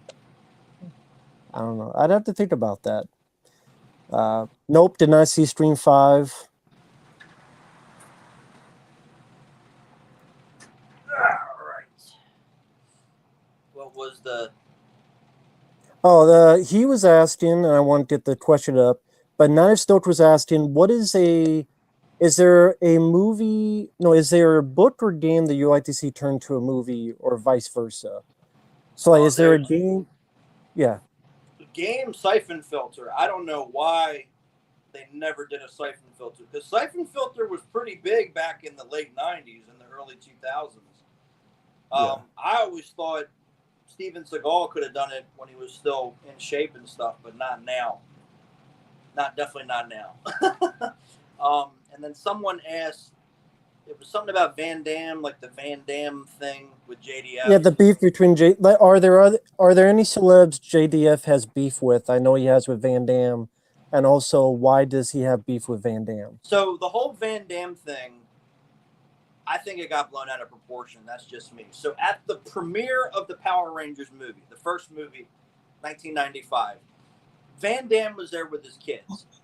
And JDF was apparently trying to go meet Van Damme, and Van Damme snubbed him. I wasn't there. I don't know what exactly happened. I think it was blown out of proportion. You have to remember, this was 1995. Jean-Claude Van Damme was the biggest guy on the planet. He was probably tired. He was probably coked out because this is the time he was doing coke. He was with his kids. He probably just wanted to chill. He was probably signing autographs on the red carpet, probably doing interviews, probably talking to people. And eventually he probably told his bodyguard or whatever, hey, we're going inside. Okay, let's go. And JDF got mad because he wouldn't talk to him. And what people fail to realize is at that premiere, all the Power Ranger actors were dressed up in their suits, and they were out on Hollywood Boulevard or wherever the movie premiered, and they're jumping and kicking and flying. So it wasn't like they were chilling. They were doing Power Ranger stuff. So I think there's a little misunderstanding there. But what's ironic? Yeah, sorry, go ahead. No, go ahead. I would say what's ironic is I bet JDF has done the same thing to someone else who's younger than him. Yeah, he's done it to numerous people. But he was like, oh, Van Damme was my hero, and shut up. So all these years, I want to fight Van Damme and this and that. And then the thing that happened in Mexico, they were both at a comic convention in Mexico a few years ago now. I think it was a publicity stunt. That's just me. But they were in a room together, and there was a camera. There was only one. This is why I think it's a publicity stunt. There was only one camera in this room. And apparently JDF went up to Van Damme and said something, and he grabbed Van Damme. You can find the video. He puts his hand like here on Van Damme behind his neck, and then they kind of break it up, and then the video ends. So honestly, I think it was a publicity stunt because Van Damme might be 60. Dolphin Universal Soldier. Right. Van Damme might be 61, but that man can still get angry. I've heard stories from people that know him and people that work with him. Like, he gets set off very easily, and I don't think he would let somebody get that close to him and do something. So I think it was a publicity stunt because you never heard anything about it again. Other people, I know, he talks a lot of shit about Austin St. John, who was the original Red Ranger. When I was there, he talked a lot of shit about Steve Cardenas, who was the second Red Ranger, Rocky. That guy. He talked a lot of shit about him. I guess they're okay now. Why? Why? He doesn't, huh? Why did he not like the second Ranger? Oh, because he said I'm so discombobulated. When Steve came on the show, they had rival martial arts schools. And apparently Steve was banging some of the moms that kids were coming to the school. That's not really anybody's business, but that's just what he told me. And then apparently he said Steve liked to smoke a lot of weed, and he would show up late on the set and this, that, and the other thing, and he would get all butthurt about that. He should be Rob Van Dam. Right, yeah, seriously. Seriously. I got to take this phone call quick. No problem. Let's see. How do you find that video? I'm sure if you type on YouTube Van Dam and Power Ranger or Van Dam, David Michael Frank, not David Michael Frank. That's a different person. Jason David Frank. I'm so used to just call him just a dumb fuck. Jason David Frank Van Dam or just Van Dam Power Ranger. I'm sure it's on YouTube. Yeah, he did be with CM Punk. Although, I mean, CM Punk sadly has not proved he was a tough guy because it's tough to be in MMA, but he taught a lot of stuff, the UFC, I should say. And CM Punk got his ass whipped twice. I commend someone going to the UFC. It's not something I would ever do, but at the same time, he taught a lot of shit, and he got his ass kicked badly. I mean, fucking badly. So, Steven Seagal, I would bribe him at McDonald's and then he surrender. Apex or Bruce Willis? No, I don't look forward to any Bruce Willis film ever again. He's just too out of there acting wise. CM Punk was destroying the UFC. That's the thing. Absolutely destroyed. Melissa McCarthy, Angry German Kid. I don't know who that is. Sorry, I've never heard of the Angry German Kid. Melissa McCarthy, she is too much doing the same thing. That's why I liked her in St. Vincent with Bill Murray, because she was actually trying to do something a bit different. And yeah, Bruce Willis, he is in just for the paychecks. If he doesn't care, why should I care? All right, sorry about that. We're having all kinds of issues today. So No problem, man. But yeah, he said like Steve would show up, he'd smell like weed and all this, and Steve was like 18 when he was on the show when he first came. He's being a kid. Like, let it go, man. Let it go. But I know he don't like Steven Seagal either, but what a surprise. Yeah. I'm not really surprised about that one. So. But yeah, he's a piece of work. He probably got jealous because of all the moms he was banging. Probably. Because at the time, now I don't know if this is true, but at the time he was married to his first wife. But I heard maybe, possibly, him and the Pink Ranger were together in real life. So I don't know how true that is. I'm sure there's a little bit of truth in there, to be honest. But yeah. Yeah, this has been really, really fun. I know we tried to do it before and it didn't work. Yeah, but we're good now. I was able to figure out I had to use Firefox, so it's been a lot of fun. I know somebody asked, yeah, CM Punk in UFC. Yeah, that was a joke. Yeah. Somebody asked, like, how many celebrities? I mean, I've met a lot. I've gone to a lot of conventions over the years, and met so many different people. Like, sometimes I forget who I met, and then I'm like, oh yeah, I did meet them. But yeah, and then where was the other one that I just saw? Oh, this is interesting. I think we just on YouTube. I think we're just on YouTube. Oh yeah, I think that was it. Yeah, it was here because I mean I remember back in like 2008 when Rambo 4 came out,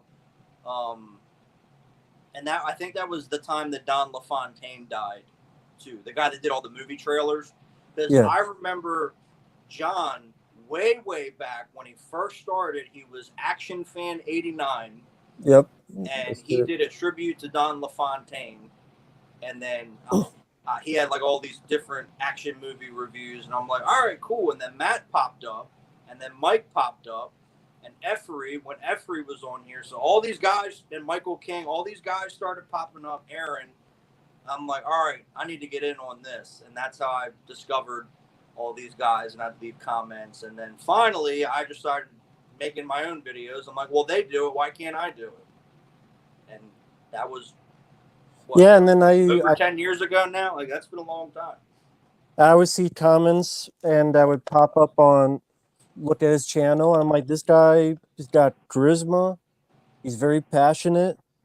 He loves these older action films, and he's a younger guy, so he's not like, oh, these guys, no, cheesy. No, he's passionate and he's real. And when you just see someone that's real, it's very refreshing. And so I've been a fan ever since. Subscribe to him. He's a good guy.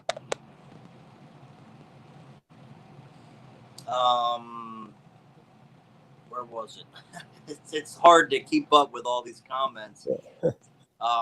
Well, the thing, I know a couple of people were asking. The thing was, I met JDF first when I was a kid. Right when he left the show, I met him. He was doing a tour around America. I think he went overseas too. He was going around to all these different karate schools, and he was doing demos. And I remember my parents woke me up one morning and they're like, all right, we're going somewhere. I was 6. This was 1998. And I'm in this karate studio. I'm like, oh, like they're finally giving me karate lessons, because I always get my mom shit about that. I'm like, why did you not put me in martial arts when I was a kid? Why did I have to wait till I was an adult? And there's like 50 kids in here, and I'm like, all right, this is insane. Like, this is crazy. And then they were like, all right, from TV's Power Rangers, it's Jason David Frank, and he jumped out of the door.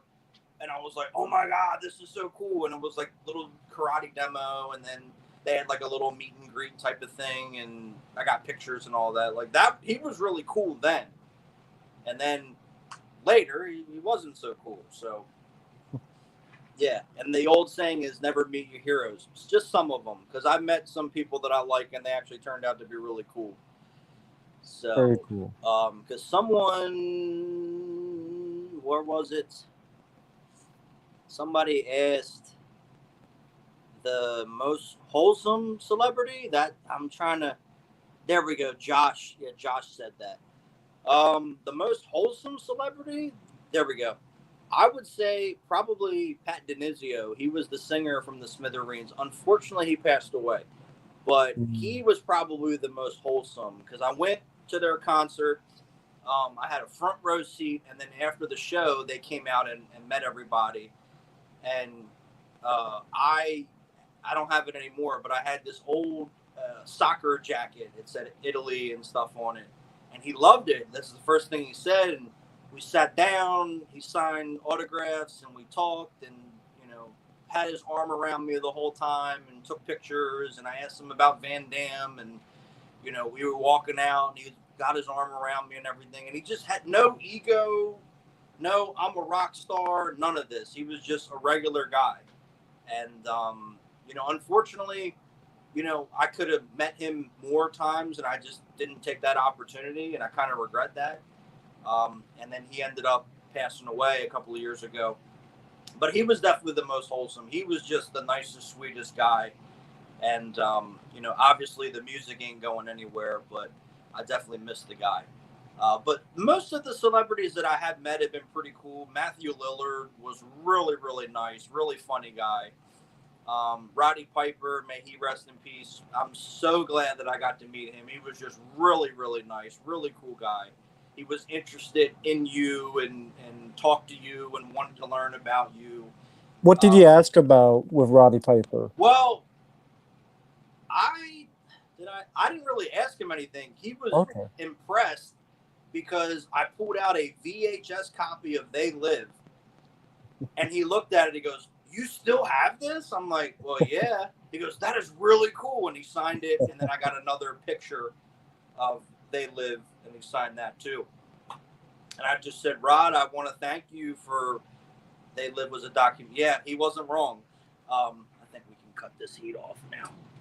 You probably can't hear me that good now. Anyway, but I said, I just want to thank you for, wrestling and movies. I said, you're my hero and everything. He goes, thank. I said, Rod, I love you. And he goes, I love you too. And he gave me a big hug, and we took a picture, and I was like, that's awesome. And unfortunately, he's gone, but I'm glad that I got that opportunity. Did Matthew Lillard tell him? No, I didn't ask him about 13 Ghosts. I asked him if he was still friends with Freddie Prinze Jr., and he said he was, and I got pretty upset about that, but fuck you, Buffy. It's Buffy's fault. Probably. Well, the way Freddie Prinze Jr. acts, I don't blame him for not being friends with him, because some of the stuff he does seems like a fucking dickhead, honestly. Yeah, I think he got a little more douchey as the time went on. He did the whole thing about Star Wars fans. Well, that was funny. That cracked me up. Here, hold on. I'll be back. No problem. See, the thing I'm talking about, guys, is that he did this whole rant about Star Wars fans, saying Star Wars is for kids and for people who hate these new movies. What the hell are you doing? And it was because he was a voice on a Star Wars cartoon, so he was pretty much promoting his paycheck. He was sticking up for his paycheck. And it's like, all these people complain about the new movies, and What you talking about? They're kids' films.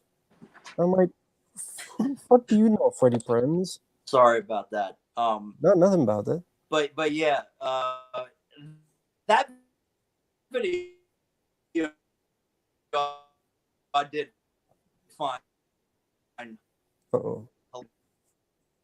face one of the funniest guys.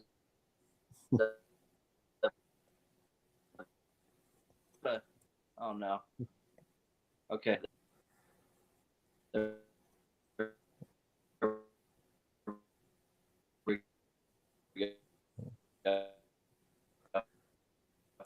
Okay, I'm losing you a little bit, so I don't know if it's me. Okay, can you guys hear me? Yeah, I see that Fabio's can you guys hear me though? Yeah, I see his audio's glitching. I don't know if it's YouTube or something else going on, but I just want to confirm if people let me know if you can hear me all right. So, okay, you didn't hear me. So, YouTube might be screwing up. So, uh, I'm not sure what to do then. So, I don't know if should invite him back in or what the deal is, but it might be like a bad connection. Yeah, it was JC David Frank. He screwed it up. All right, I see Fabio. I hear that the audio is a bit glitching. Can't hear you too well.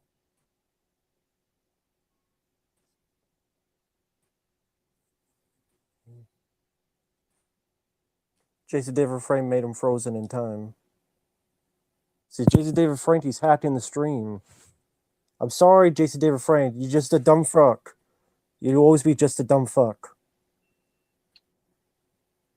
Jason David Frank he used Power Ranger steals to hack the fucking stream. Yes, he was frozen today. Fabio's frozen.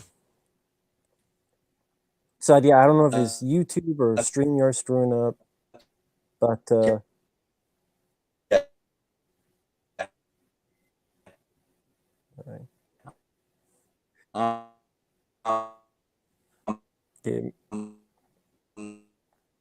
Might not be able to do this, so for those out there, I might have to end it because YouTube might be screwing up today. It is getting late. It's 11:21.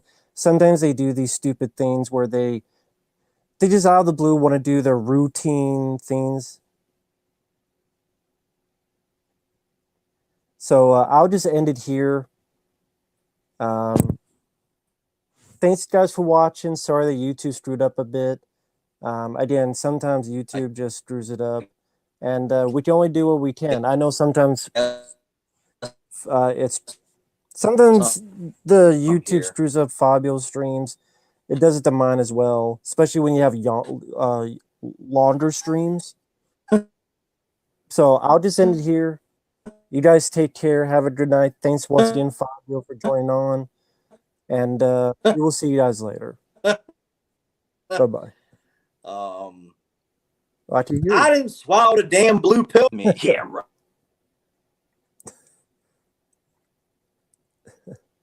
We'll see you guys later. Bye-bye. Adios, muchachos. Have a good night. Take care. Keep it day by day and be safe out there. YouTube, Jason David Frank, just a dumb fuck. He ain't gonna stop us. One day we'll be back. I'll be railing against you, sorry Power Ranger ass. Next time. Because next time is personal. You fucked up my stream.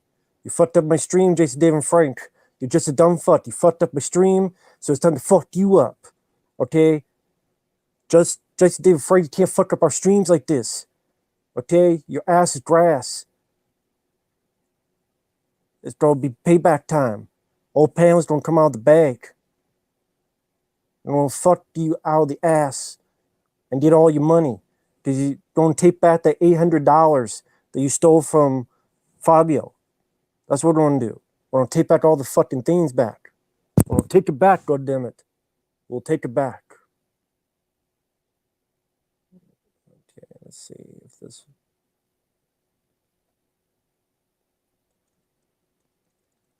All All right, right. there we go.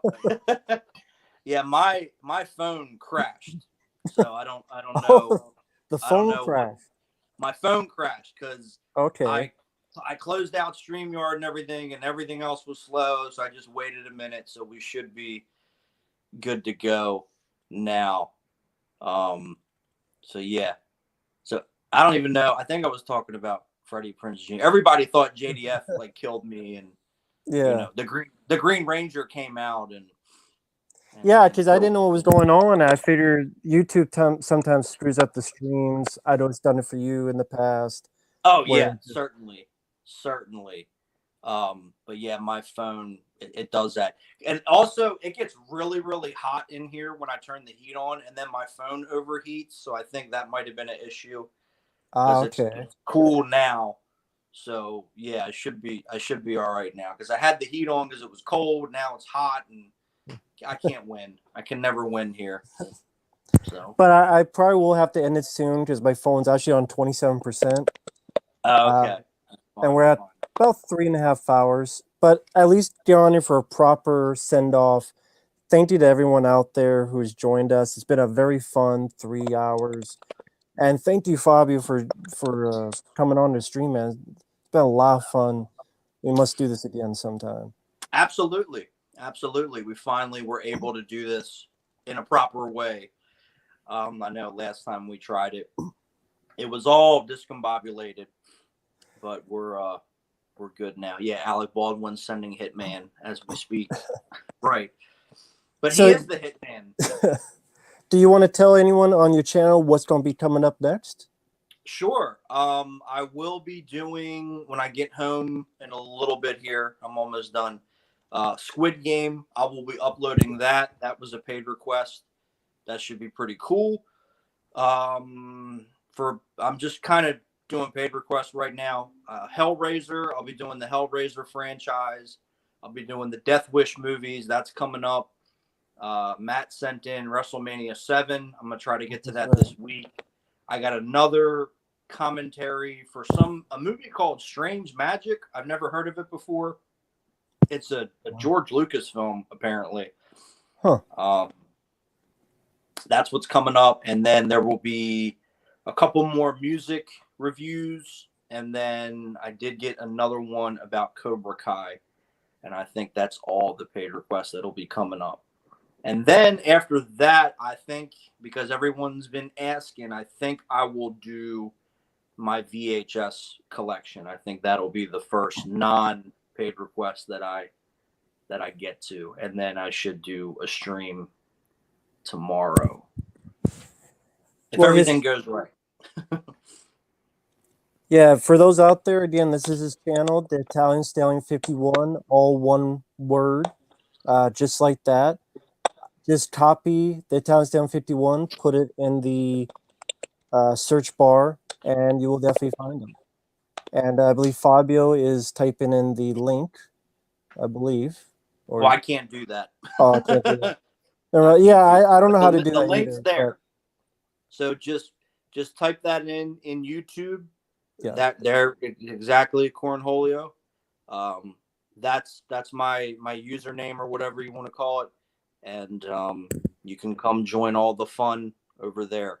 And I know Chase asked me, is the gun from Blade Runner, could that be real? Yeah, there you can find them here on YouTube. People have built the pistol from Blade Runner, and it fires. It's a real gun.